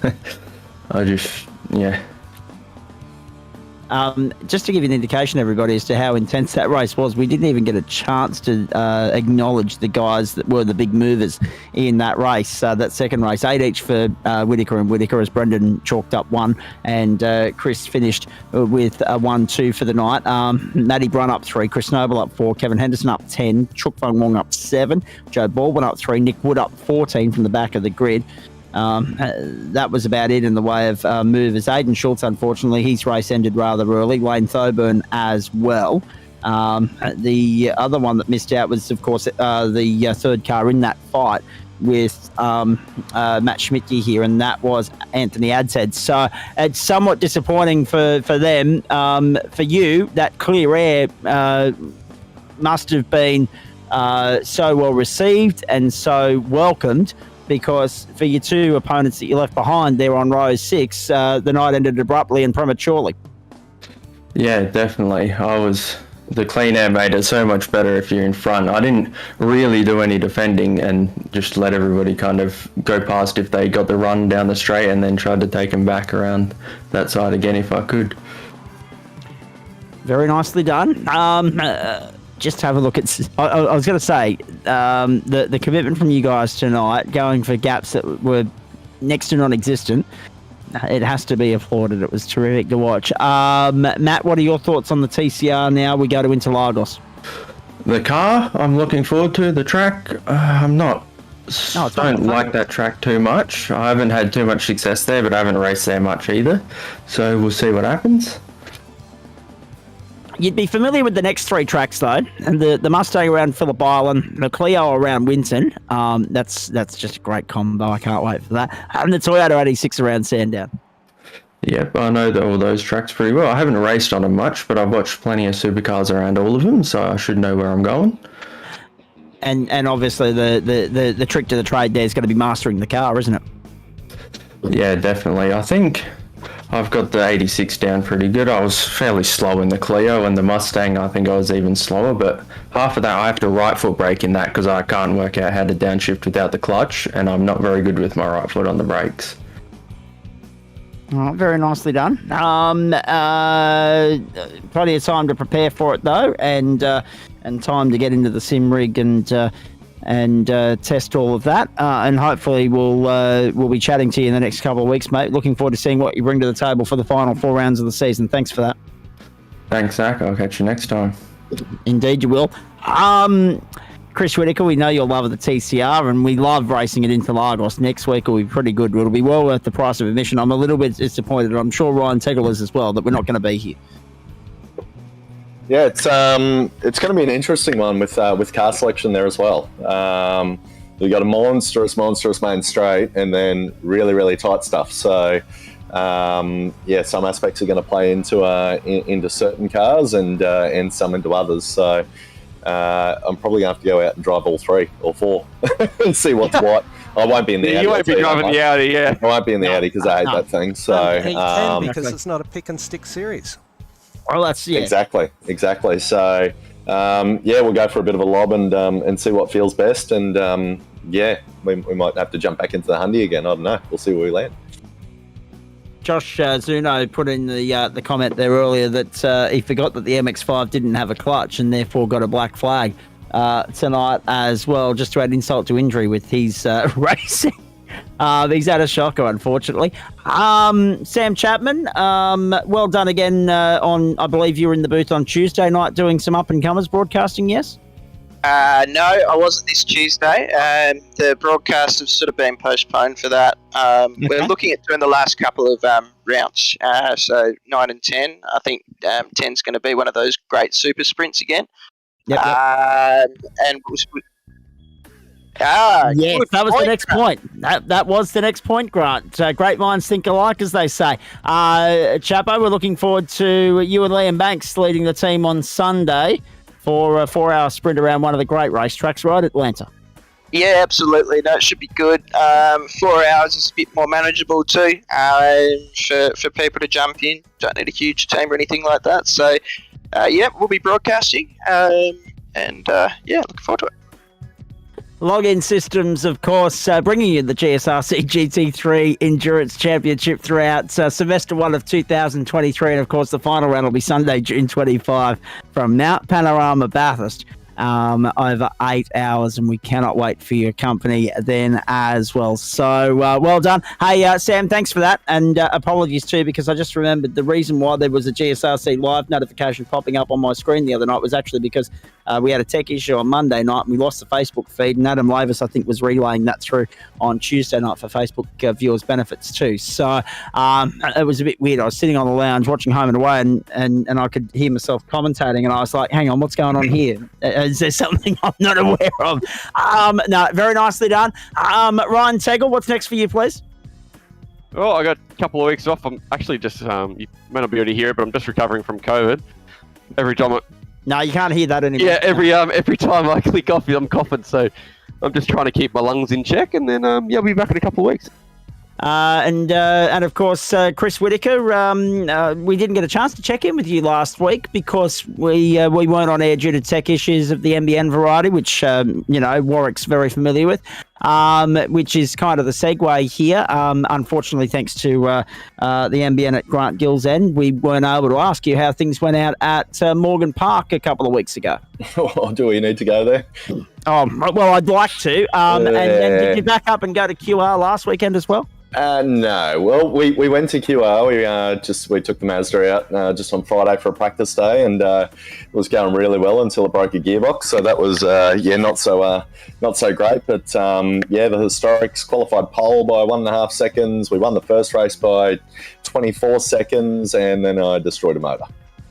We dropped the valve, so it's motor in the bin, and saved some pennies up, and we'll be out of action for a couple of months. When it doesn't rain, it pours. Really unlucky. That being said, from all reports, the historic meeting out there was relatively well received at Morgan Park a couple of weeks back. And, of course, there's one coming here to Willowbank in July as well, the same weekend that I'm down in Sydney for the Picture Partner Sydney 300. Thank you, CW. Thank you, Ryan Tegel. Thank you, Sam Chapman. A break on the platforms of the Gentleman Sim Racing Club. The two Whittaker boys double up.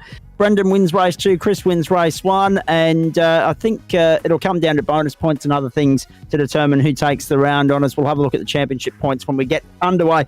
First thing next Thursday night, 4 rounds left, anyone's for the taking. A break and back with the start of the second half of the season for the Blackout Electrical Solutions Porsche Cup from Suzuka. Let's hope we don't get a safety car on the other side of this. Stay with us.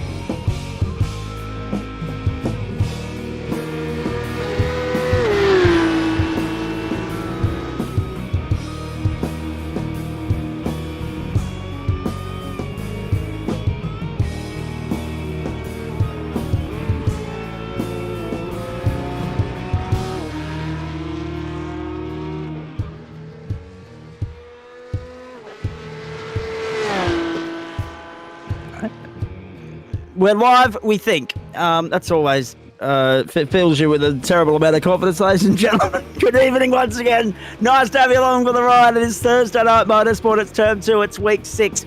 It's season 13 on the platforms of the Gentleman Sim Racing Club, and we make the pilgrimage from North America, from Canadian Tire Motorsport Park over to Asia and the Suzuka International Racing Circuit for the latest instalment of the Blackout Electrical Solutions Porsche Cup, a championship being dominated at the moment by, surprise, surprise, Matthew Dench, but by nowhere near as comfortable a margin as what he's got control of the GT3 series by, and that is because last week, if you have a look at the results from round 5, ladies and gentlemen, the old sprint race format bit Matty Dench again. It has been his Achilles heel for a while. He was first and 11th. He did not win the round last week. Those honours went the way of, by the looks of, well, hang on, Rick Kuznetsov was back last week. Very nicely done. A couple of drivers there on 58, 56 points. Shane Wright, Corey Lazarus, etc. But Matty Dench out of business in that second race, only finishing 11th. So that was somewhat disappointing for him. But he still has control of the championship by 6 points over Corey Lazarus. Good margin back, rather, to Kai Ardley, then Samuel Sproul, and then Andrew Smith, Alex Schmidt, Brett Barker. Then Shane Wright, Guy Leach, and Gordon Ramsay make up the top 10. Gordon Ramsay had let's have a look at night as well, I believe. He had a very forgettable night, an 11th and a 10th, Grant. So he'll be looking to restore some order tonight as well. Let's have a look at what's coming up as far as tonight's... There's your Open Cup. Oh, yes, sorry. I'm getting ahead of myself. Dane Snadden on top there, 292 points. With and then, of course, I best go back to my my computer screen here, Grant, because yours is terribly grainy at my end at the moment. Paul Wilson there in second place, the margin 5 points. Then Jeff Adams, Adam Lavis, 20 points between them. And Richard King, just slipping away from it in 5th place there on 189 points. So that top 4 still very much in contention, but anything beyond that, they're starting to...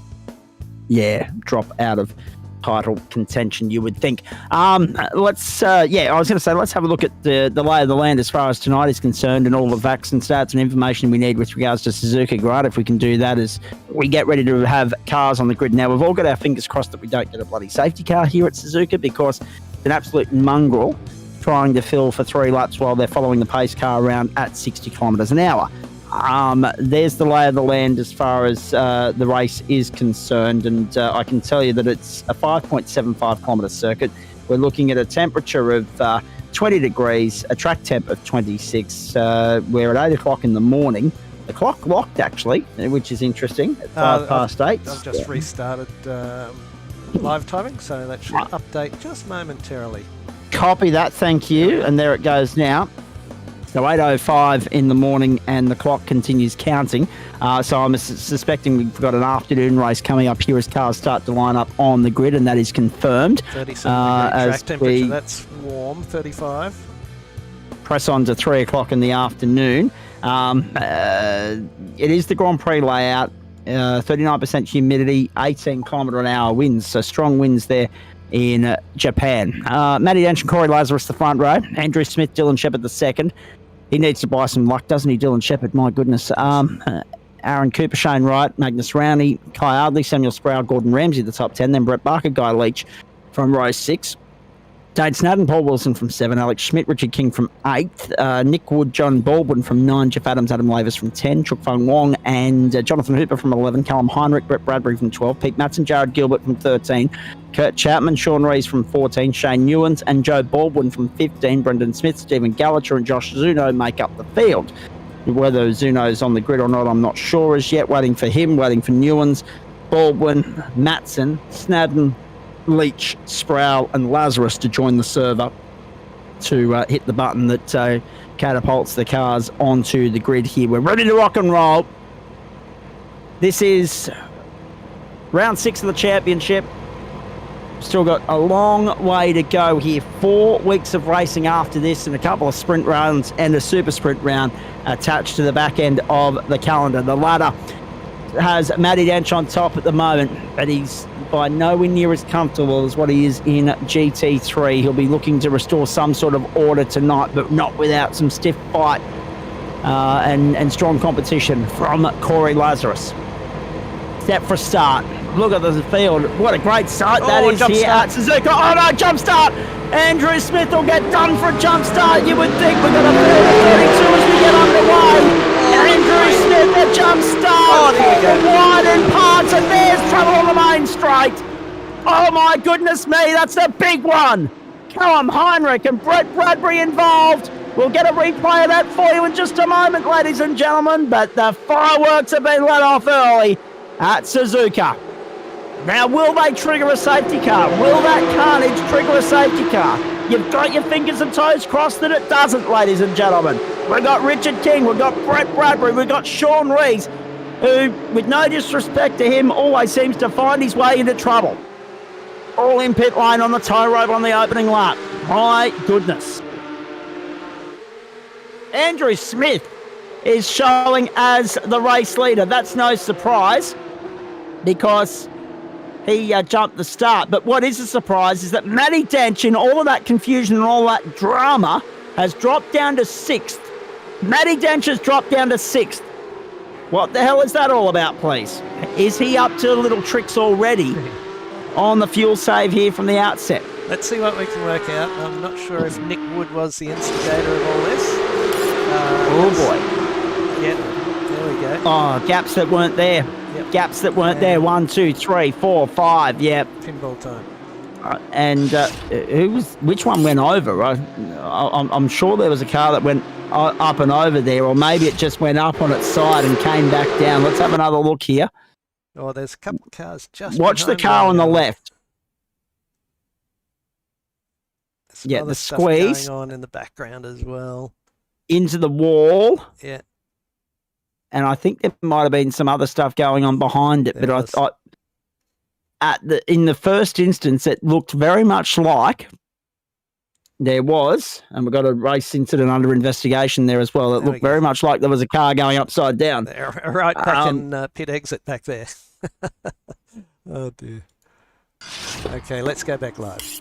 Oh, Magnus Roney! Magnus Roney off the track! Gone! Magnus Roney has come undone! Onto the main straight. Rejoins in 24th position. Make it 25th. Because Adam Lavis is going to blast by down on the inside. Looks like a very slow car as well, Zach. Absolutely. And I would also suggest that Andrew Smith will get done for that jump start because as he's come onto the main straight here, his lap time hasn't registered with the scorers. Everybody else's has. Roney, a slide. Yeah, just a little bit too much inside curb and he wiggled and waggled. Whoa. That's Nick Wood, Jared Gilbert, Callum Heinrich, Joe Baldwin, all onto pit lane after that opening lap to collect their fast repair and go again. You'll probably find Greg Padgett that there is a 066 of sorts. Perhaps not. No. There's been some. It could be 606. Yeah, it could be 606. Sam Sproul. Right, Sam Sproul. Anyway. That could be who they're investigating. We'll find out. We will find out. The madness will be picked apart by race control, and they'll investigate that and report back to us, I am sure. Another look at Sproul getting balked by Roney. Yep. Right, yep, going to the left-hand side there and taking to the grass. So Smith leads. Lazarus is second. Shepherd, Cooper, Wright, and Dench. And Dench will be happy in there and behind Shane Wright, you would think, because he'll be able to do a little bit of potential fuel saving. I imagine. Across the start-finish line we go. 2 laps gone. And car 181, Callum Heinrich has picked up a penalty. We just saw go through there. That might have been part of that opening stuff. And this is Sean Rees. Yeah, Sean just caught up in all that with the Tech One. Just never a good time. Looking for somewhere around that 19-20 lap mark tonight as well, Grant. If they get to 20th, it'll require a fair chunk of overtime after that 40-minute threshold is elapsed. Brett Bradbury doing the rugby league thing, putting his hand up when he's made a boo-boo, and first accept blame and then apologise. So it's all there. It's the way to do it. Sports responsibility 101. Now, another thing, Andrew Smith's time's still not appearing on my screen at the moment. Whoa, fair bit of curb being used there on the run down under the bridge for the first time. So, Smith, Lazarus, Shepherd, Cooper, Wright, and Dench. And Dench just essentially becoming freight for Shane Wright to drag along with him at the moment. Yep. And they may as well just put a rope between the two cars. Yep. That's how close they are. So I'm thinking, as you've mentioned, Andrew Smith not showing any time, so I'm wondering if it's a glitch or if he hasn't had a clean lap without an off-track yet. True. Has he been pinged for a jump start? We'll find out. Let's wait and see. Oh, Pete. Oh, no. Another big one. The second one of the night. Pete Matson caught up in that one. I didn't see who was pirouetting there. It might have been John Baldwin or, Sean Rees is retired. Brett Bradbury's still in pit lane. So too Joe Baldwin. Pete Matson, John Baldwin joining them now. Richard King's got back out onto the racetrack after 3 minutes and 24 seconds. Nick Wood, Jared Gilbert and Callum Heinrich have already been down at pit lane. Andrew Smith now on the pit road as well, so that takes care of that. It will be a drive-through penalty for Andrew Smith for a jump start. He enjoyed leading while it lasted. Corey Lazarus, the fastest lap of the race, 2:03.09. And Dench around the outside of Shane Wright. Not yet. Have a look at this, the commitment. And Wright trying to force the issue. Dench wants to get back down the inside for turn 3 and will do so. But Wright is still there for 4. They can crisscross all they like as far as I'm concerned. Have a look at Kyle Hartley weighing into this as well. Dench, a very nice job. That was incredible. Into 4th eventually. Commitment plus from Shane Wright to try and keep him at bay, but there's only so much you can do. Worth another look. Magnificent stuff, and Kai Ardley's just reaped the benefit of that one because he's latched up onto the back of Wright. Lazarus, the fastest lap of the race, 2:03.09. Just admire this again, ladies and gentlemen. And not a single bit of paint traded between them, which was the most impressive aspect of all of that.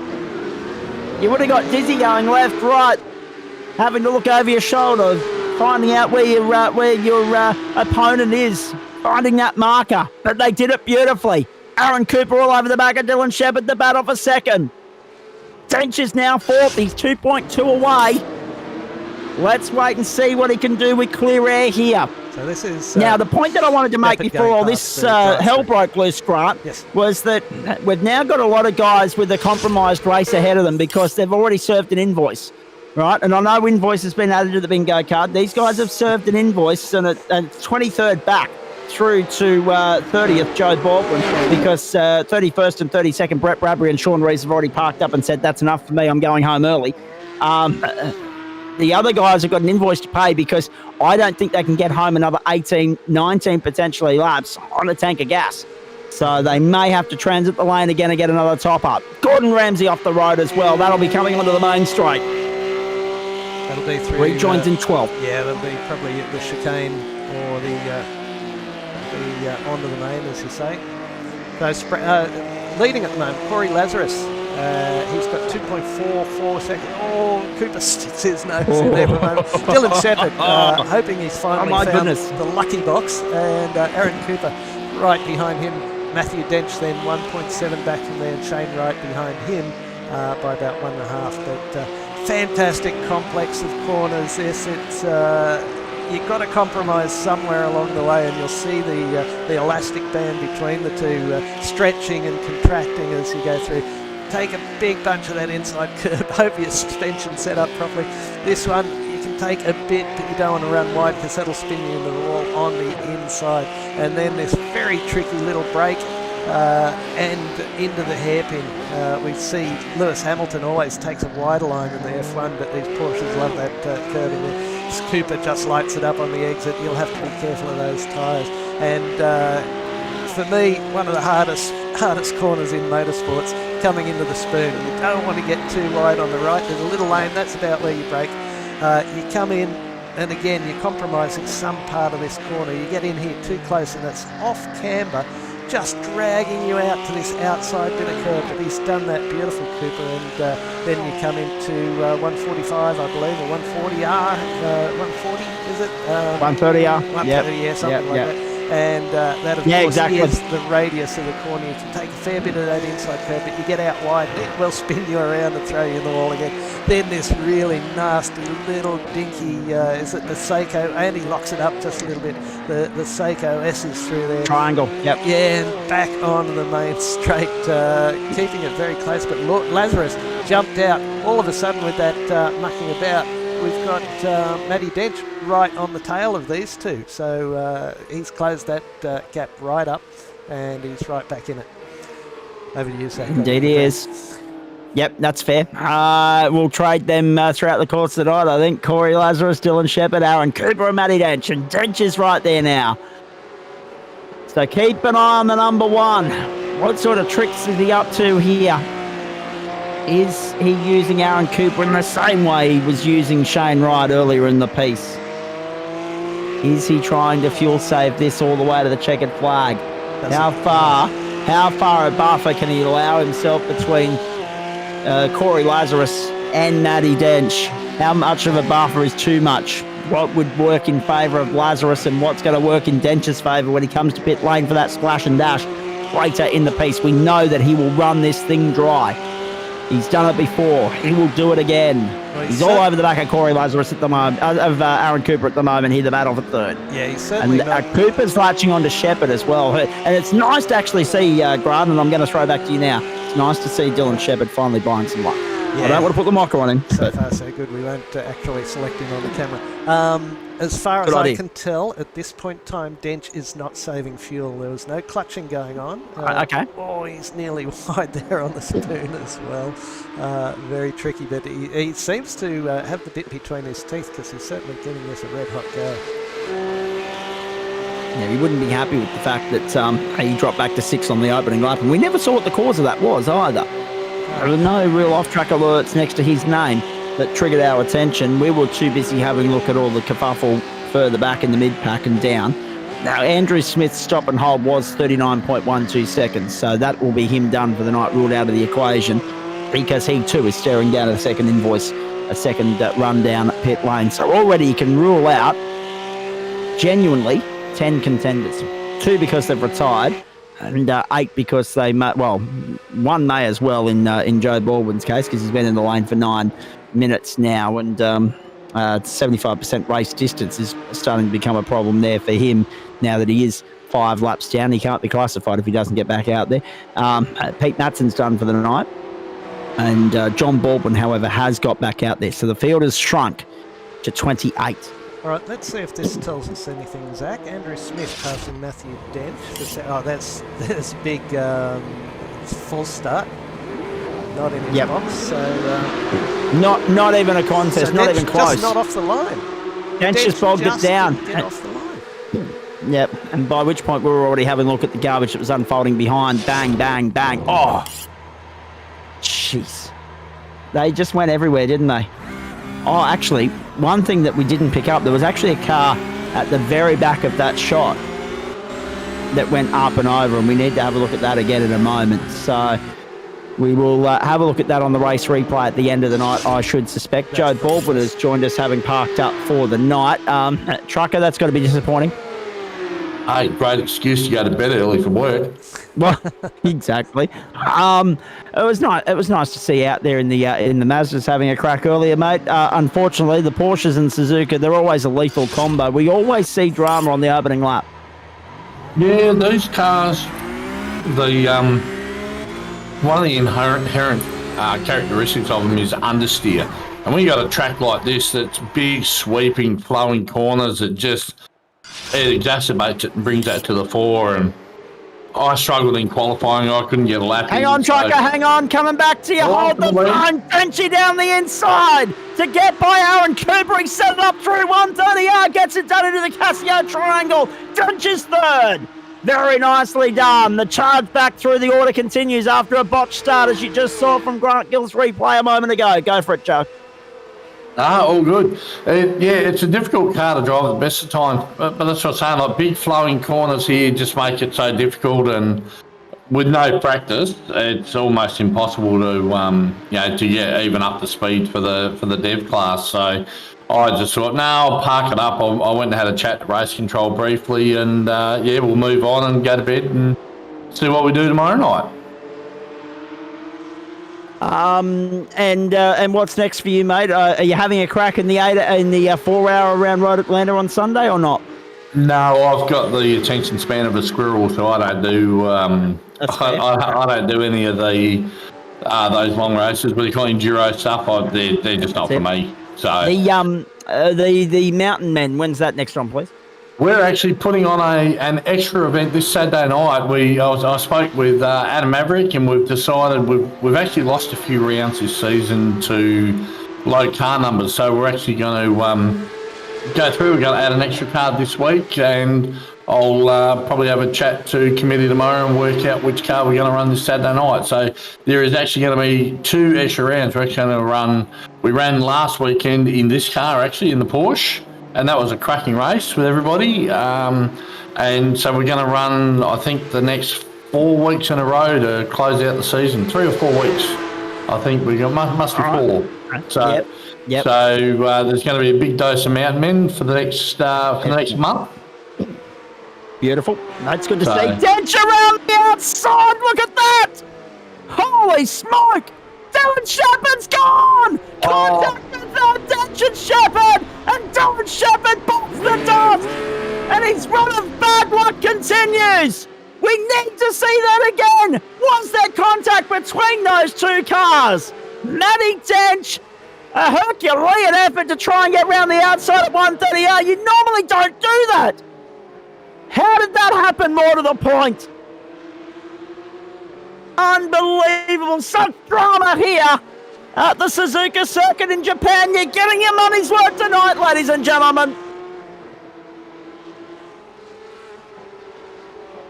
It's a sequence of Dench passes Shepherd, Shepherd passes Dench past Shepherd. So let's have a look, see what we can see from above. Oh, that's I've just jumped on board with mine. And that's 2 guys going for the same bit of grass. Denchy's trying to get back onto the track, and I think Shepherd's probably just tried to squeeze him a little bit. And as he's come off the end of the curb where the grass starts, it might have just given Denchy a little bit of a twitch. Yeah, so just looking at whether or not there's... From the original angle, I was worried that it might have been netcode, but it doesn't look like that's the case. It doesn't look like that's the problem. Significant result from minimal contact, though. So, yeah, Dench has left the track. He's now got no rights in there, but he gives him plenty of room. And there's just the littlest of touches. We'll have one more look from on board with Matthew. We need to let's go on board with Denchy, because that's going to tell us a better picture. In fact, if we can get the bonnet cam, Grant, that might even tell a better picture. There we go. All right. So watch Dench here. He's sent wide. He's sent packing. He's out of the line of the track. There's bugger all in that. There is bugger all in that. There's way too much consequence for what appeared on camera. But under investigation, incident between car it is 1 under and investigation. Car 3 on lap 8. That part ain't a surprise. Dylan Shepherd's rejoined in 7th place. We've completed lap 9. Corey Lazarus is the leader. It's 3.3 to Dench. Then Cooper Wright Ardley. It's such a 50-50 one. A bit like the incident with Kai Ardley and Matty Dench at Le Mans. It is such a 50-50 one. Race control will obviously analyse the crap out of that one, Joe, and come back to us with something. But I feel for all 3 parties actually, because at the end of the day, that was good hard racing between Dench and Shepherd. It doesn't look like a small touch like that should send someone packing that significantly. And then race control, geez, you're damned if you do and damned if you don't. But again, we come back to the point. Dench got back on the track, not a problem. The contact occurred within the track limits. He had no rights when he was out of limits. He was off the track. He was on the AstroTurf. He was in the runoff area. Had no rights there, but he got back on the track before the contact was made. Correct. As I saw it. Matthew Dench, no further action due to netcode to contact with car 43 on lap there 8. we go. And that little box of good luck that Dylan Shepherd thought he'd found turned out to be a box of vanishes, brown smelly stuff. Diminishes. I'd actually support that decision. If you jump on board Dench's car during the incident with his left front suspension view, and you can actually see there's about 1.5 foot of clearance between the two cars. So it's very, very close, but Dylan's pulling to the right to try and cover the braking area. And Denchi, as you said, he's just getting back on the track. And I think iRacing was obviously going, there's going to be contact, and it's dished it out, but there was still room there. So, commiserations to Dylan Shepherd. That's a very, very hard pill to swallow. Very unlucky. For what was shaping up to be a fantastic race between a couple of the guns of the club. Absolutely. Denchi buys a stroke of luck there as well because he needs it. Okay, let's come back to that aspect of it in just a moment. My goodness gracious me. So, yes, he buys a little bit of luck in the netcode side of things. Absolutely. We know that he's a fairly well hardened fair racer anyway, and clean racer as well. Is Matty Dench. Shepherd can't buy any luck. He's best not to buy any lotto tickets because he just cannot buy luck at the moment.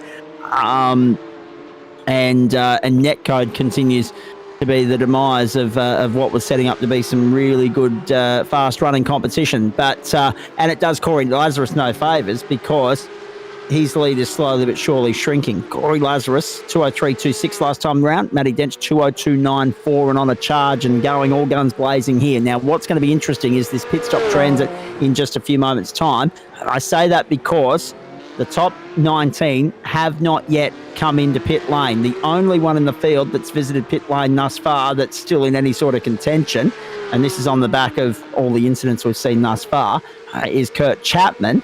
In 23rd place at the moment, and Brendan Smith in 22nd place at the moment. He pitted on lap 10 for 7.6 seconds. So everybody else yet to stop as far as those that are still in any sort of contention is concerned. Anyone else get lost in that? I did. Jeez. There's a lot going on a Thursday night. A foot and a half of netcode, you reckon, Joe? Oh, at least, yeah. By the view I just went and had a look at there was, it was very close, but there was definitely a gap there. I think Dylan, I think Shepherd, he just moved across to try and cover it, but he probably went just that, in my view, he probably went just a little bit too far, and we all know Dench is tough. And, there was almost shades of Suzuka 88 there, wasn't there? Yeah, 89, yeah. 89. 100%. These guys teammates, so it's the only thing. Dylan Shepherd into the pit lane. He's coming in. Dench has punched out a 202.79, so we're now well into the twos. Joe's point's right, though, Grant. You've got to make your car as wide as possible when it comes to defending Matty Dench. That it might have been the forcefulness of that defence that ended up in the netcode that ended up in bringing Dylan Shepherd undone. We will never know because netcode is netcode. Well, and the thing about that is there's only a certain level of aggressive defence that is acceptable on what was lap 7 of the race. Yeah, but what Joe saw isn't necessarily what either Matthew or Dylan saw, because it's all predictive. We'll get their account at the end. And it's all about what they're seeing is completely different from what probably even I would see or Joe would see being in that service. So I think it's just rotten bloody luck.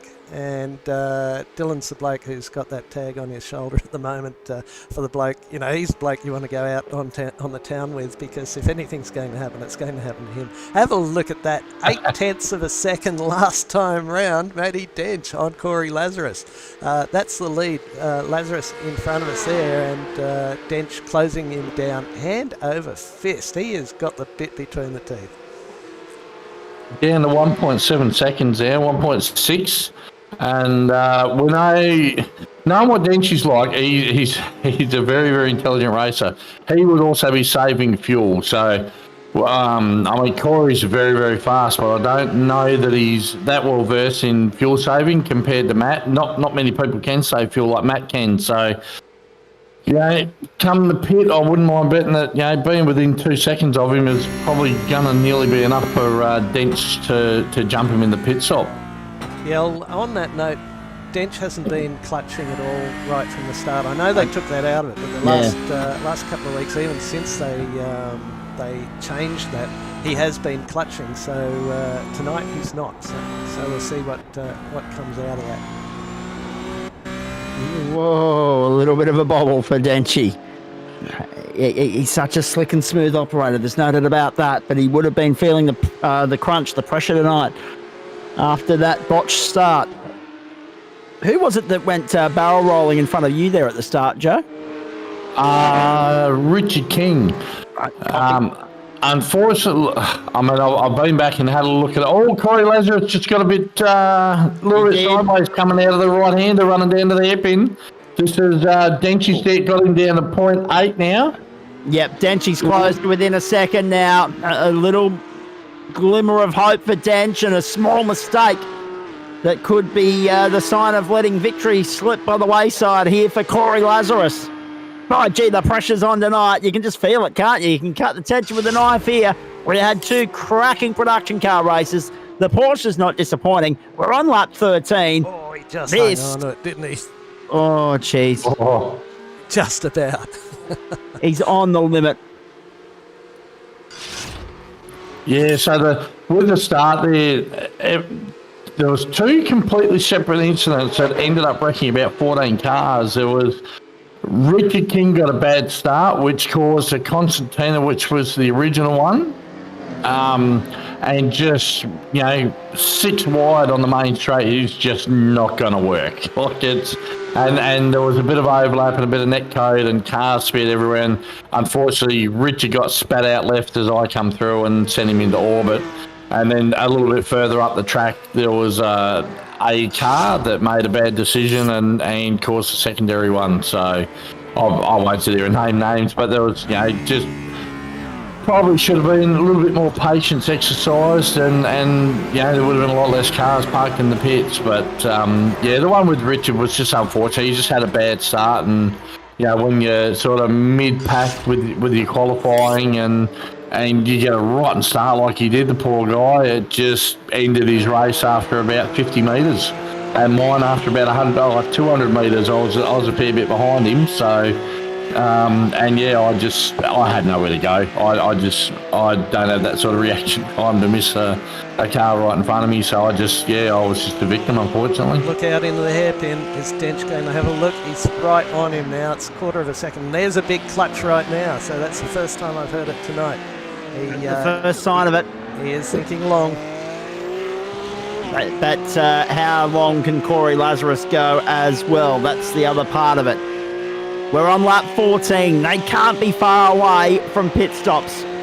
We're heading ever so close that we're at the end of the 28th minute now. We're into the 29th minute. Oh, a little bit wide. We have 12 minutes to go.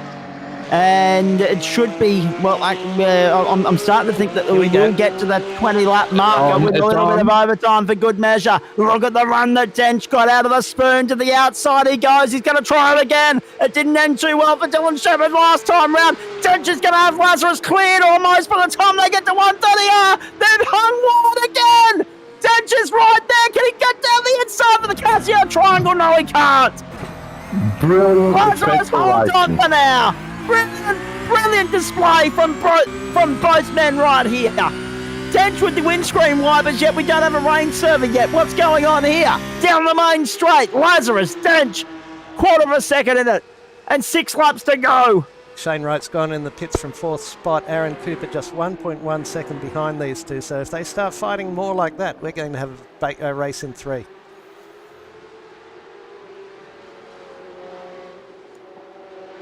So Cooper's only... When do they zag? When do they pit?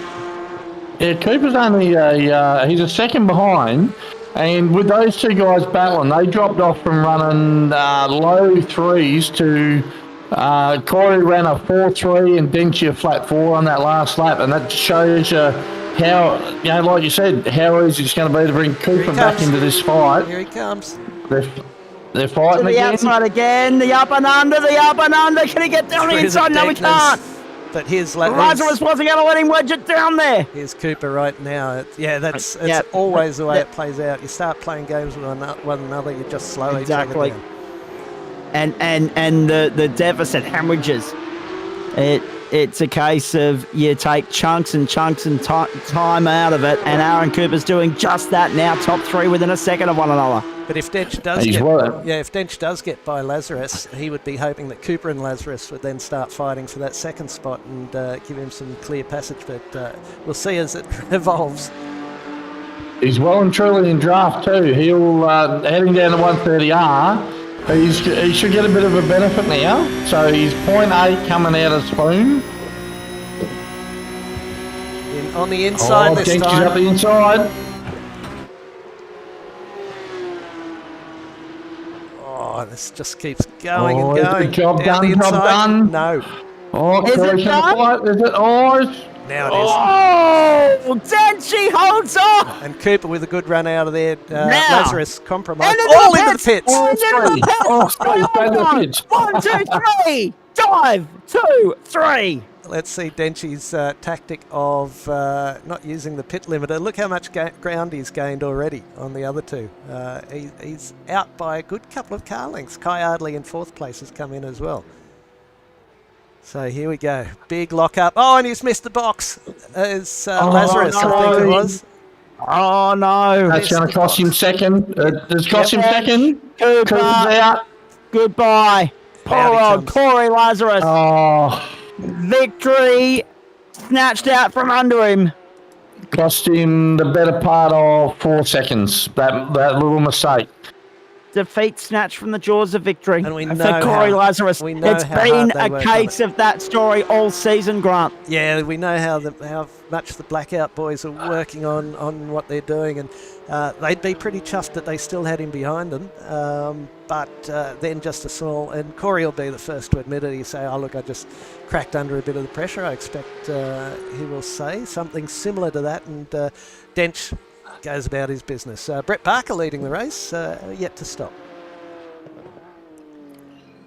Yeah, so Dench a 6.2, Cooper a 7.4, and Lazarus an 8.7. So you would just be kicking yourself.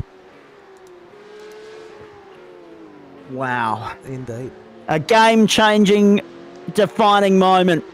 And this championship has been full of them. And it's only week 6. Hopefully he gets back into his rhythm. He's still got 4 seconds. He's still 4 seconds up the road from Wright, and Barker's still to pit. But I think Barker was a fair. No, well, Barker was in front of Wright when they come across the line. So Barker will probably get in between Lazarus and Wright. Once he pits, he'll come in on this lap.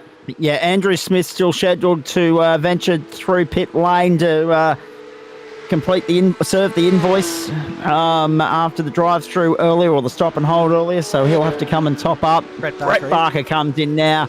That will be the field cleansed. Kurt Chapman won't have any problems getting home after stopping on lap 7. We've lost Callum Heinrich's just coming to top up and get back out there. We've lost Rich. Who else have we lost? We lost John Baldwin. No, he's the better part of a lap down. So too Shane Newens, Jared Gilbert and Richard King. We have, however, lost Pete Matson, Joe Baldwin, Brett Bradbury and Sean Rees. And Josh Zuno was a non-starter. Denchi, the race leader. Cooper, Lazarus, Wright. Ardley pursuing. Whoa, that was close. As Shepard went around the outside. Around the outside of Barker, wow. That was Barker a big move. Pits, yeah. Shepard moves up in a 6th spot. Ardley is 5th, all over the back of Shane Wright like a cheap suit. Top 3, don't worry about them. They're not in a fight. They're not in a contest or a scrap or a battle here at the moment. The first battle on the track is the battle for 4th. The second is the battle for 6th. Anything beyond that, 21st is up for grabs. Kurt Chapman and Jonathan Hooper. And we are in the closing stages. We're on lap 17. at the Suzuka circuit in Japan. And I'm just having a look here, guys, as well. Next time by the line, you know what? I think they're going to do it. Next time by the line, just keep an eye on the numbers. When Denchi comes back across the line, I think we might have to go to 41 minutes, maybe a little bit more to do it. But I think we're going to get to 20 laps. So a little bit of overtime, a little bit of value for money for you on a Thursday night that's been full of it as Matty Dench continues to lead through the sprint curve. Not bad from Dylan Shepherd to be back in the 6th, just 2 spots down from his starting position after what's gone on there. So well done to him. He's fighting a very earnest reply. But Matty Dench, look for him to drop down very shortly. Oh, he's just done his pit stop, so yeah, I was going to say 2:25.01. Look for him to be in the 24s, but he certainly wouldn't want to be in the 24s since a full speed lap is about 2:03. Down onto the main straight. We're going to get an indication as to where Denchi is now with outright speed now that he's got clear air. That's been the first lap all night where he's had complete another clear air. 2:02.49. He punches out the fastest number of the night on lap 17. Surprise, surprise. How good.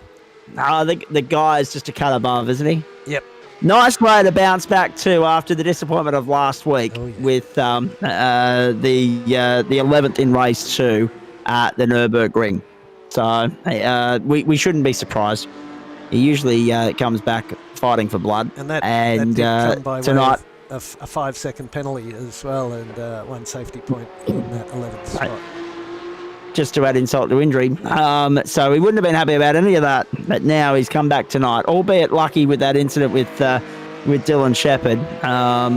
Because, again, that's one of those ones where we've seen them calls go the other way as well. But in this instance, Netcode clearly playing its part. So a stroke of luck there, and everything else has just fallen into place for him despite the botched start. So yet again, the master proves that the apprentices have still got a bit of work to do. Good battle with here. that, guys, I might head off. I'll leave the end of the race call to you guys. Thanks, mate. Thanks for dropping in. Oh, we were enjoying your company, Joe. Yeah, I know, but I've got to get up until 1:30 in the morning, so I better make headway there to bed. So. All right, Joe. Kai Ardley to 4th. Kai Ardley to 4th on Shane Wright. So Kai Ardley's inside the top 5 now, well and truly. But 3rd place is 7 seconds up the road, so you can just about forget about that. He's just got to focus on fending off Shane Wright for now. This will be a little error into the hairpin. Just too wide, too deep. Taking the Lewis Hamilton approach. Or is he low on fuel and he wants to tuck in behind and save a bit? Who knows? But that looked fairly orchestrated, one might say. Got a good battle between Nick Wood and Kurt Chapman. That's been going for a few laps as well, all the way down in 22 and 23. Jeff Adams and Brendan Smith having a good go for 15 and 16. Brendan Smith up 15 spots. That's very, very nicely done. He was obviously a big recipient of the shenanigans on the start. Oh, right, very deep on the brakes, almost into the back of Kai Ardley. So I suspect there might have been a little bit of fuel thought in his mind about leading this out. Just 1 minute 45 to go. But we're going to get an extra lap. We're going to get some overtime. Some extra juice. On a Thursday night, have a look at Ardley and Wright still trying to sort out the battle for 4th. Ardley will have the inside running when they get up to the right-hander.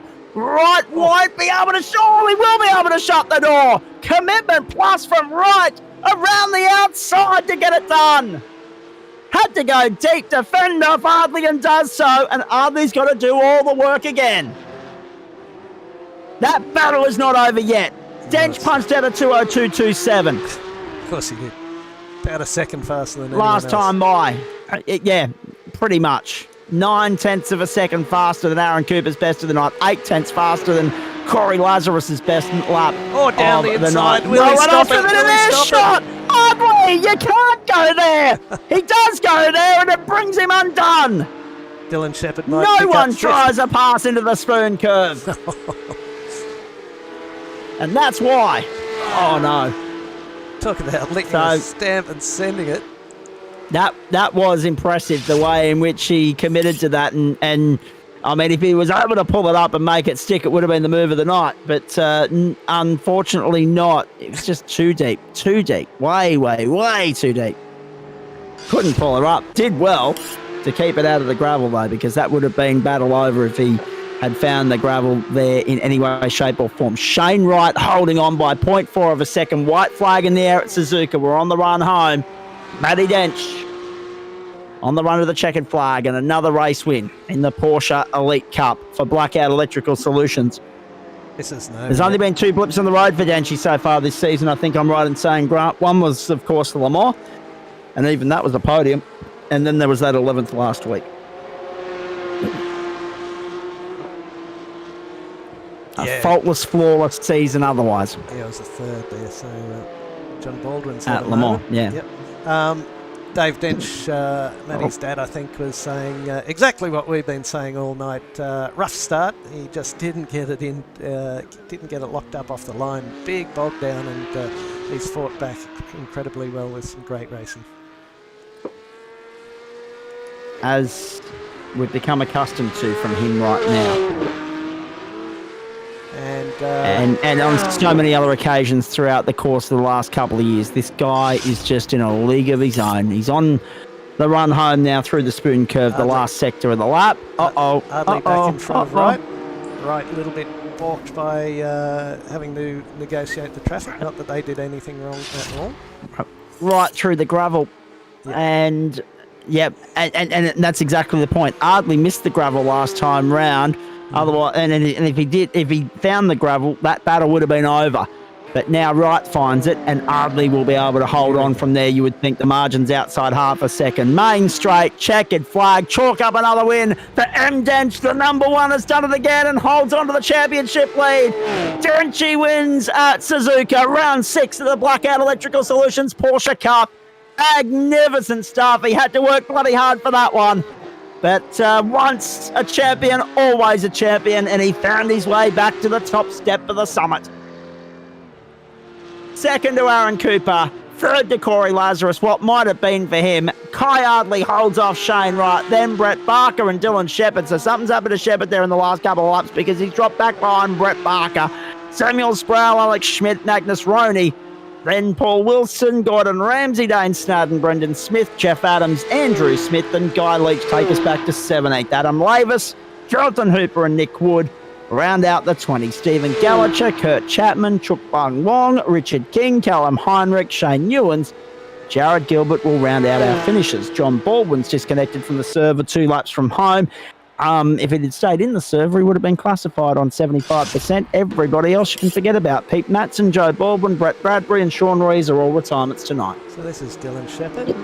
Oh, and he just catches that guy. No! Oh, that's incredibly unfortunate. Massive shunt for Shepherd. Yeah. Another one. Poor driver was that being just trying to keep being said, props to whoever's building his car, because the strength of the bloody thing, it's taken a couple of hits tonight and he still got home in the top 10. More hits than Tina, right? But strength and resilience. Whoa. Structural body, fantastic. Well. So Dench, Cooper, Lazarus, Ardley and Wright, the top 5. And Dench has done it again. 8 races left in the campaign from here, Grant. We've got 2 sprint rounds, a super sprint and a 40-minute race still to come, or is it a 60-minute? I need to clarify that, because we've already had one 60-minute race so far this season, of course, at the Circuit de la South. Yes, it's a 60-minute race. So we've got sprint racing next week at Magny-Cours, then a sprint race again at Long Beach. How good's that going to be on June the 8th? Then on to Hockenheim, and then the super sprint format at the Red Bull Ring to round out the championship. So 3 races there for the price of 1. So 8 races still to go. But Denchi gradually builds that championship lead again, and we're looking forward to what the points equation looks like at the end of week 7 when all the drop rounds are taken into consideration and calculated, and we get the amended point standings there. Oh boy. Another great night of Thursday night motorsport, and I was a little bit worried and skeptical, as you know, Grant Gill. Yes. When we did away with the proven formula of Formula V and TCR, but by gee, these guys have not let us down. They have not, and Matt has made that a whole lot more interesting than it perhaps might have been by just smoking it up off the line, not getting enough tyre temperature into the tyres in the non-existent warm-up lap. So just got caught out a little bit, and then made his way back through. And Dylan Shepherd, it'll be interesting to see if how he saw the incident with Matt and work on from there. But brilliant night's racing. We love the production cars, and the Porsches have, as you said, have not disappointed in the way that they've brought some fantastic racing to us to close out the Thursday evening, which is of course the night we like to do. Absolutely. If they ask me to go around again in term 3, I dare say I won't hesitate in saying yes. Although that being said, you're on your own in week 1 because I'm at the pitch park, the Sydney 300. That being said, I won't be back for the Monday night of week 2, but I'll be back for the Thursday night. And that's way too far away for me to even I know you were aware, but you'd somewhat forgotten that I'm away next week until I reminded you just before we went on air tonight. So yes, you're right, it is too far away.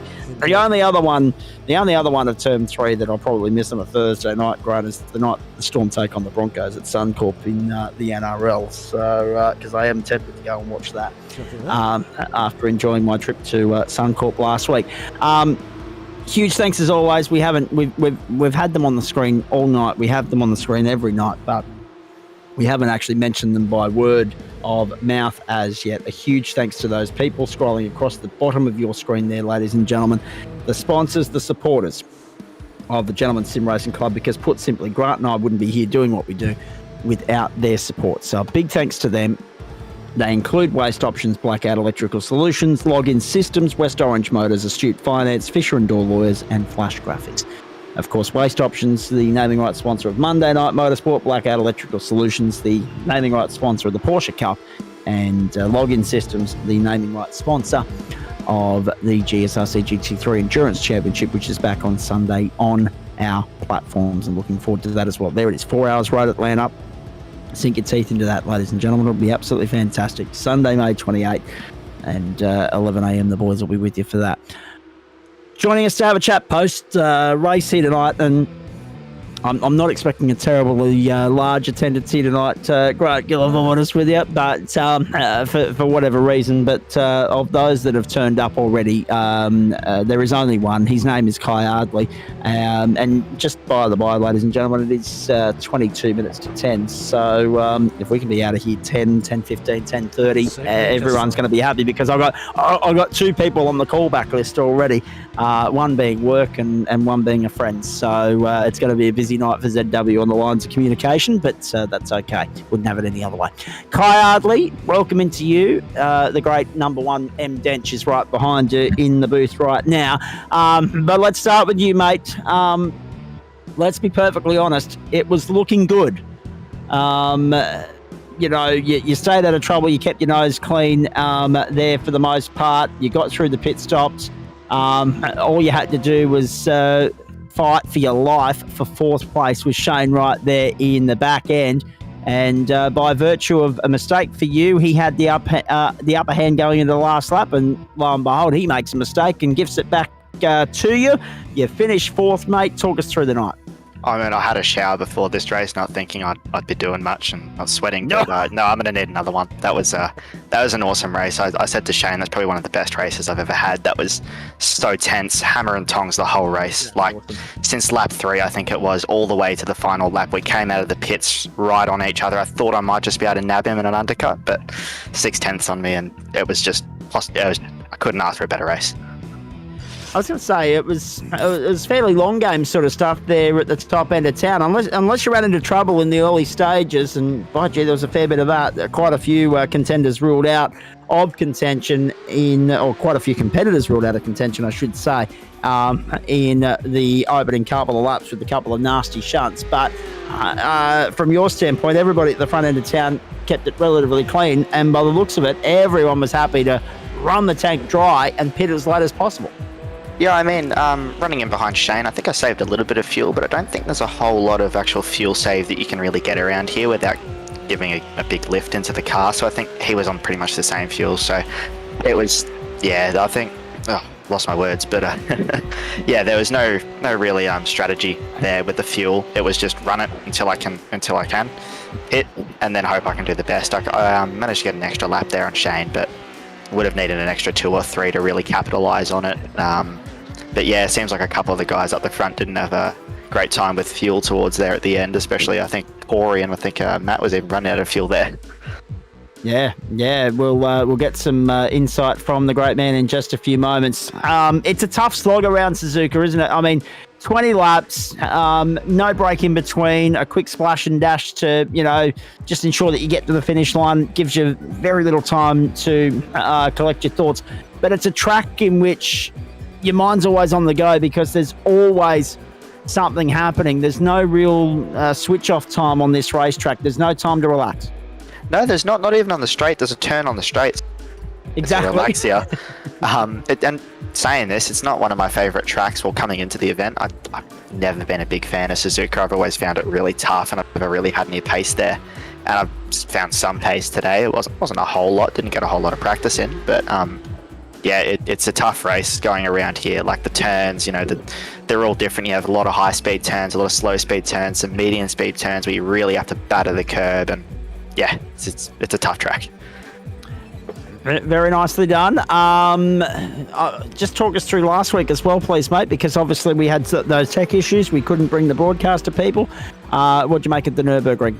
Oh, again, it's one of those tracks I'm not a big fan of. GP tracks have never really been my favourite. I like stuff where you really have to, put it up on the wall. I'm more of a street circuit sort of person. But last week it was good, considering, again, I wasn't a huge fan of the track, and managed to get some good passes there. Accidentally spun Gordon at the front of the race, which wasn't good. I apologise to him though, so I think it's all good there. But there was a little bit of contact throughout the race, but it was a pretty good race overall. I mean, a few people again had some fuel issues, and decent race again. And I think I'm third in the table, so take it. Yeah, and that's before tonight's points are, of course, calculated. Things are going along nicely there, mate.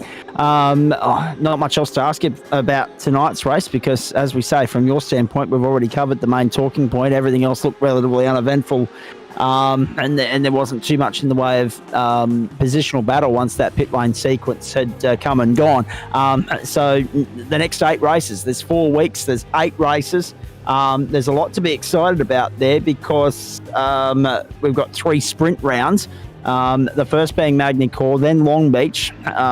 We know Long Beach is fraught with danger. We know Magny Core is not the easiest for overtaking. The Hockenheim ring's the 60-minute race at the piece, and then, of course, 3 races around the Red Bull Ring, which always throws up good entertainment. But the bad news for you is 3 of those are former or current Grand Prix tracks.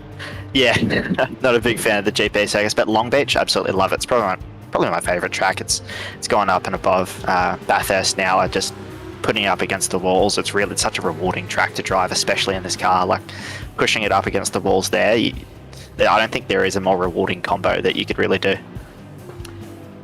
No, I think you make a good point there. It always throws up some spectacular action, does the Long Beach circuit in California. Looking forward to that on June the 8th. Thanks, mate. Well done, as per usual. Go and get amongst it. Have a great night. We'll let you go. I don't think there's any reason to dwell on anything around here. Actually, no, the one thing we haven't asked you, tyre wear's been a talking point on a Monday night. How was it tonight? Not bad. Normally I butcher my tyres, but I've seemed to do something where I'm saving them a little bit. I was in the 3s the whole race, apart from there at the end on the final couple laps where I was smashing around. But tyre wear seems to be pretty good. I don't think so on the 60-minute races, but the 40-minute race, it's all right.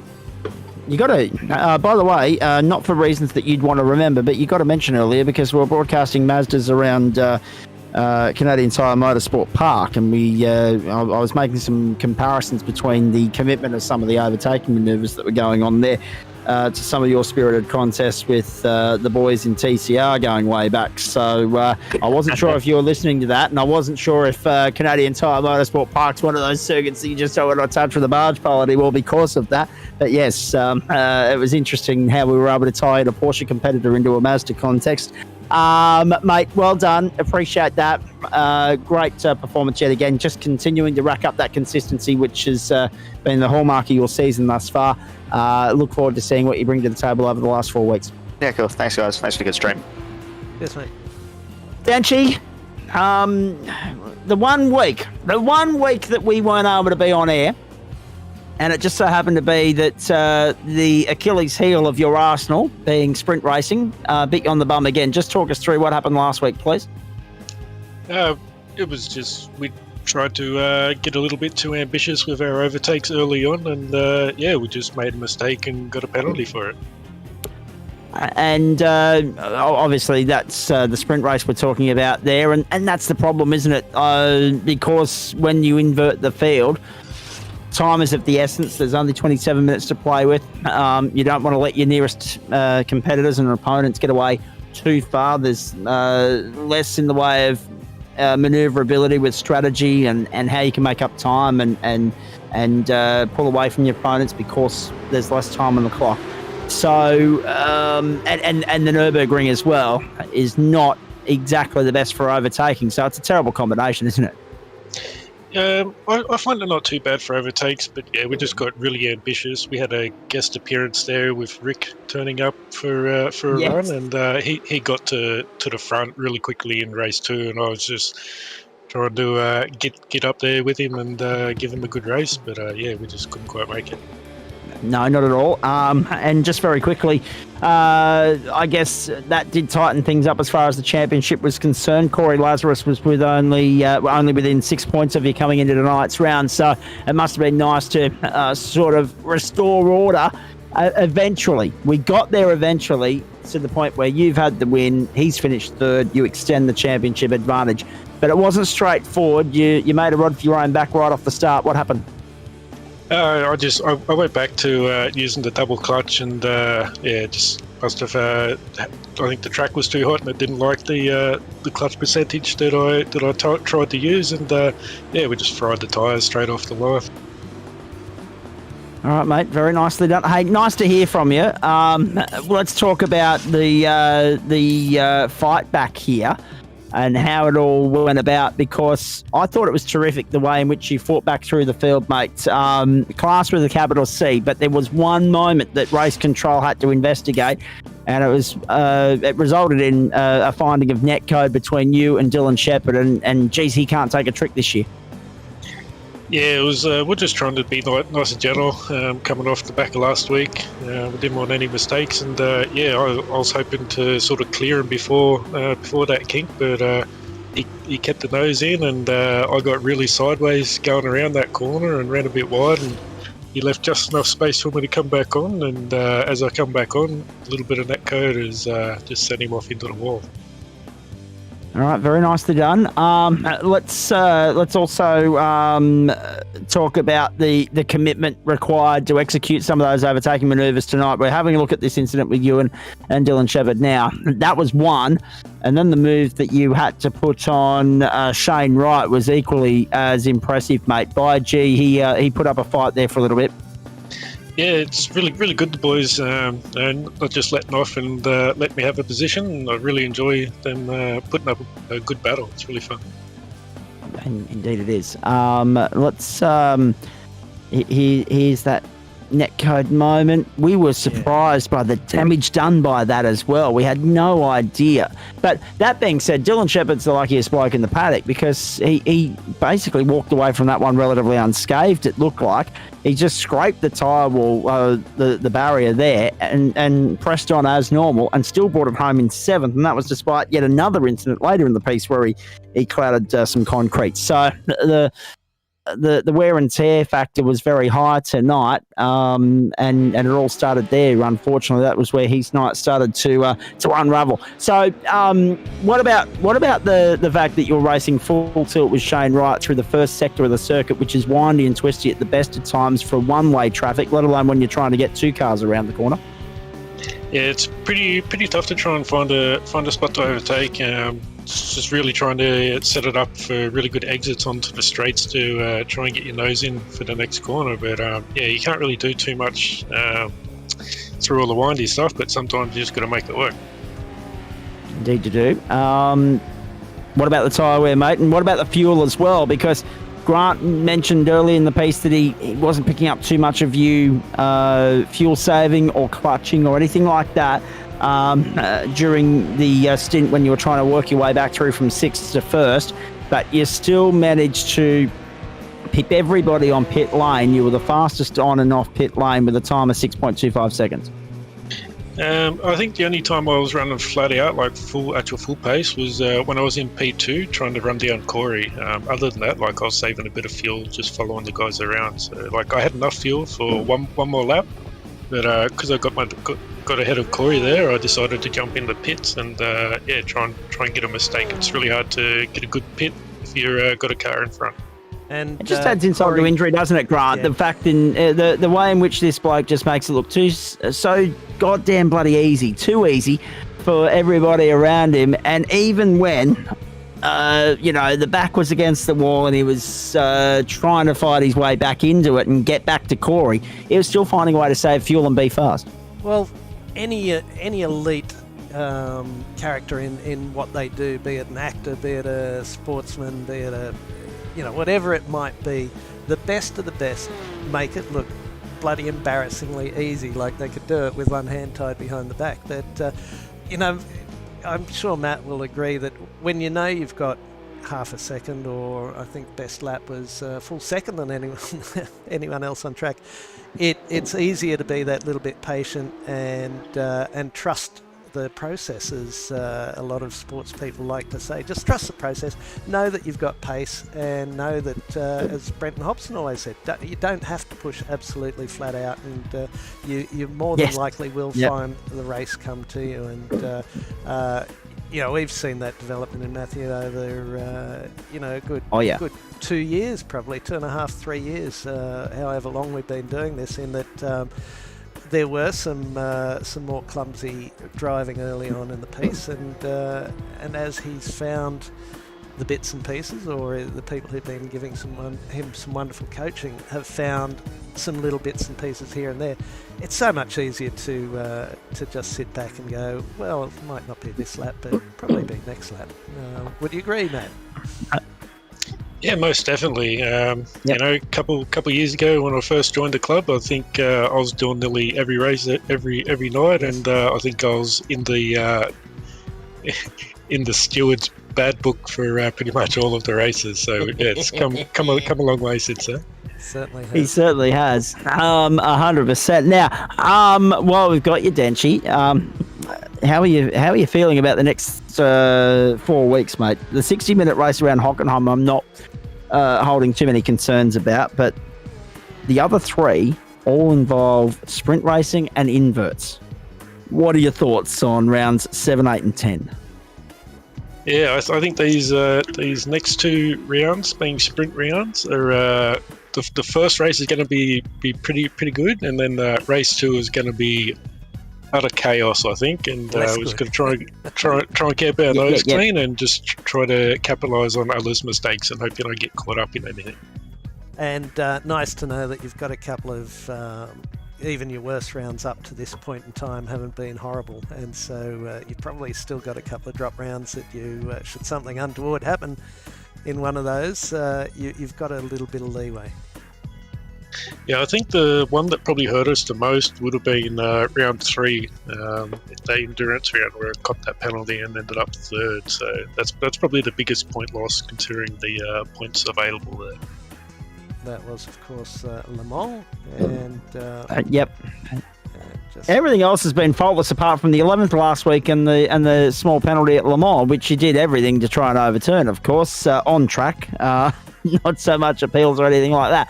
But, Denchi, Magny Core, you've already had a run there in the GT3. Long Beach we're familiar with. Grant, just to answer your question, it's been... this is now 3 years and about 6 weeks or 7 weeks that we've been doing this caper. Just let that sink in for a minute. And of course, the Red Bull Ring, we know how good a racetrack that is. Yeah, Red Bull Ring should be a pretty good final with the triple sprint race there. Should be really fun, really good for overtaking, and it should be really good. Race 2 will be the interesting one there, because that's where the invert will be. I gotta remember where that invert's going to be, so don't mess up. I'll let you know in just a moment.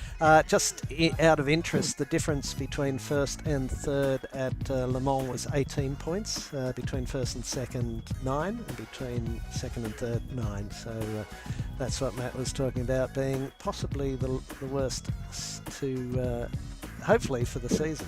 But we'll see. And now let me have a look at the reverse grid for Red Bull Ring. Reverse grid top 10 in the second race. And race 3 has double points, interestingly. So it's a 15-minute race followed by a 20-minute race reverse top 10 from the first race. That finishing order will dictate the starting position for race 3, which is a 35-minute race carrying double points. So that's the super sprint format. Marvellous. Thanks, Richie. Very excited about that because we've enjoyed those triple header grand finales in the past. Denchi, it's clear that this fight's going to be a little bit more challenging. It's going to take a little bit longer to wrap up than GT3. You've already got one hand on that one, essentially, on a Monday night. Yeah, I think if I make any more mistakes in the closing rounds here, we might possibly throw it away. So we'll have to be careful. It's good to hear Denchi on his toes. Denchi on the edge of his seat. Yes. Doesn't happen often enough. That being said, what about tyre wear tonight, Denchi? Is the tyre wear factor in the Porsche anywhere near as bad or prominent as it has been in GT3 or not? If you try to overdrive the car, you're just going to overheat them, and then the tyres are going to feel absolutely terrible. So as long as you're not overdriving on the entry into the corners, you can the tyres hold up pretty well. All right, very nicely done. Anything else for the great man, Grant?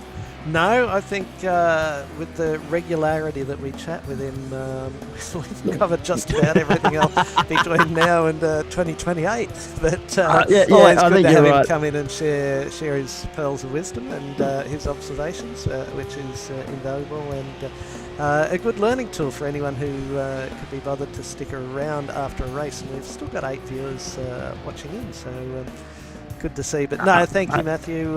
You've entertained us, and as they said in Gladiator, are you not entertained? Well, we bloody well were, so thank you. We always are, especially when Denchi's in the house, and we got our bang for a buck tonight in so many ways. Denchi, thanks, mate. Have a great weekend, and we'll check in with you again on Monday. Yeah, we'll catch everyone then. Good on you, mate. All right. I think it's hard to look past him as far as driver of the night is concerned, Grant. Yeah. Oh, look, you know how much weight I put on driver of the night. I can't remember what happened 5 minutes ago. So, well, when you're in the process, I like. To, I agree. 100%. You're doing it all, and things kind of fly by, and you think, oh, it's the end of the night. Where'd that go? It's exactly why. Well, time management's one thing, and I guess lack of time's another. But there's reasons why I don't rewatch the broadcast, because it takes so long to wind down from them in the first place that you get all hyped up if you sit there and watch them again. That being said, don't be offended because, well, A, I don't want to listen to myself all the time, but B, nor does anyone else for that matter. And two, I think I've said this on air before. I never touched sim racing with a barge pole before I was invited into the GSRC booth 3 years and 1 month ago. And that was only because of people like Chris Whitaker, Robert Hazelton, and that I knew in the real world, Trent Lavis as well. We were all going through the same sort of insanity, trying to figure out what the hell we do with our lives. And I still don't. I still don't go out of my way to watch any sim racing in great degree or detail that I'm not working on. It's just because it does me good to step away and not absorb every single little bit of detail of it, because there's that much of it you wouldn't be able to keep up. No, that's right. It'd be like a busman's holiday, wouldn't it? Oh, exactly right. But that's why you've got so-called expert commentators alongside you to try and fill in a few of the little technical aspects that you exactly can't know right. unless it's like, sorry, you don't know what you don't know. But we try and fill in a few of those bits. I never intend to be an expert commentator. I'm always happy to do play-by-play. Thank you, Grant. Appreciate that as always. Let's pick the bills and get on out of here. get back to that in a moment. Let's thank all the great people that support what we do. Firstly, Waste Options, Blackout Electrical Solutions, Login Systems, West Orange Motors, Astute Finance, Fisher and Door Lawyers, and Flash Graphics, because without them, you don't get this entertainment quality of value on a Thursday night. Not allowed to reveal how the NRL went down tonight at Grant Gill's request, so that's not happening. Massive week in the real world of motorsport this weekend. Of course, it's the jewel in the crown for Formula One, the Monaco Grand Prix, and we've all been a little bit starved of Formula One with the Emilia-Romagna Grand Prix called off last week due to the floods nearby. So we're looking forward to Formula One Sunday night, the race from 11 o'clock. Monday morning, 1 a.m., race start 2:30, the 107th running of the Indianapolis 500. And then on the back end of that, we've got the Coca-Cola 600 for the NASCAR Cup Series from the Charlotte Motor Speedway as well. So if you're a motorsport fan... tossed in there as well, isn't there? Oh, did you already Well, mention I've already mentioned, the jewel in the crown. I've already mentioned Monaco, but there's Formula 2 and Formula 3 from Monaco as well, just for good measure too, if you want to sink your teeth into that. So looking forward to it. A massive weekend of motorsport. Really hope that you do enjoy that. And as an entree to that, beautifully done, Grant. We didn't even rehearse that. Sunday from 11 a.m, join the boys, Sam Chapman, Liam Banks and co, for the penultimate round of the Semester 1 GSRC GT3 Endurance Championship for 2023. This one from Road Atlanta over 4 hours, and then we double the distance around Mount Panorama 4 weeks from now, Sunday, June 25. That's, of course, the Login Systems GT3 Endurance Championship. I'm sorry, I got caught out by there being a different naming rights sponsor at the top of that helm there. But I had to back myself. Yes, Login Systems it is. Looking after the GT3 Endurance Championship in 2023 Semester 1, and there'll be another championship coming around in the second semester as well. GSRCmerch.myshopify.com if you want to get your hands on any of the great merch that the club have dispatched over the years, and there's plenty to sink your teeth into there. I still have, and I've packed it for an overnight trip to Noosa next week, I still have my GSRC club t-shirt. I love it. Very comfy fit, very nice bed shirt. Yeah, not sure if there might still be a few of version 1, release 1 shirts, and very cheap price, not sure. $10, but check it out at the shop, and you can also do all your membership in there as well, be it Enduro membership of bugger all for the 5 races, or full terms membership, or a full seasons membership. So it's all in there, and enjoy it, and see you about. Very nicely done. I've just given the boss at West Bromwich the hurry up that I'll be ready for him at 10 past 10, which means I've got 6 minutes to get through all of this. We're recording, don't tell anyone that we're recording my sports segment for tomorrow morning's brekkie show tonight, so that I don't have to get up stupidly bloody early, so I'm happy about that. That's what's coming your way on the platforms of the Gentleman Sim Racing Club. Plenty to sink your teeth into here. We're off to Worldwide Technology Raceway tomorrow night for the US Formula 2000s.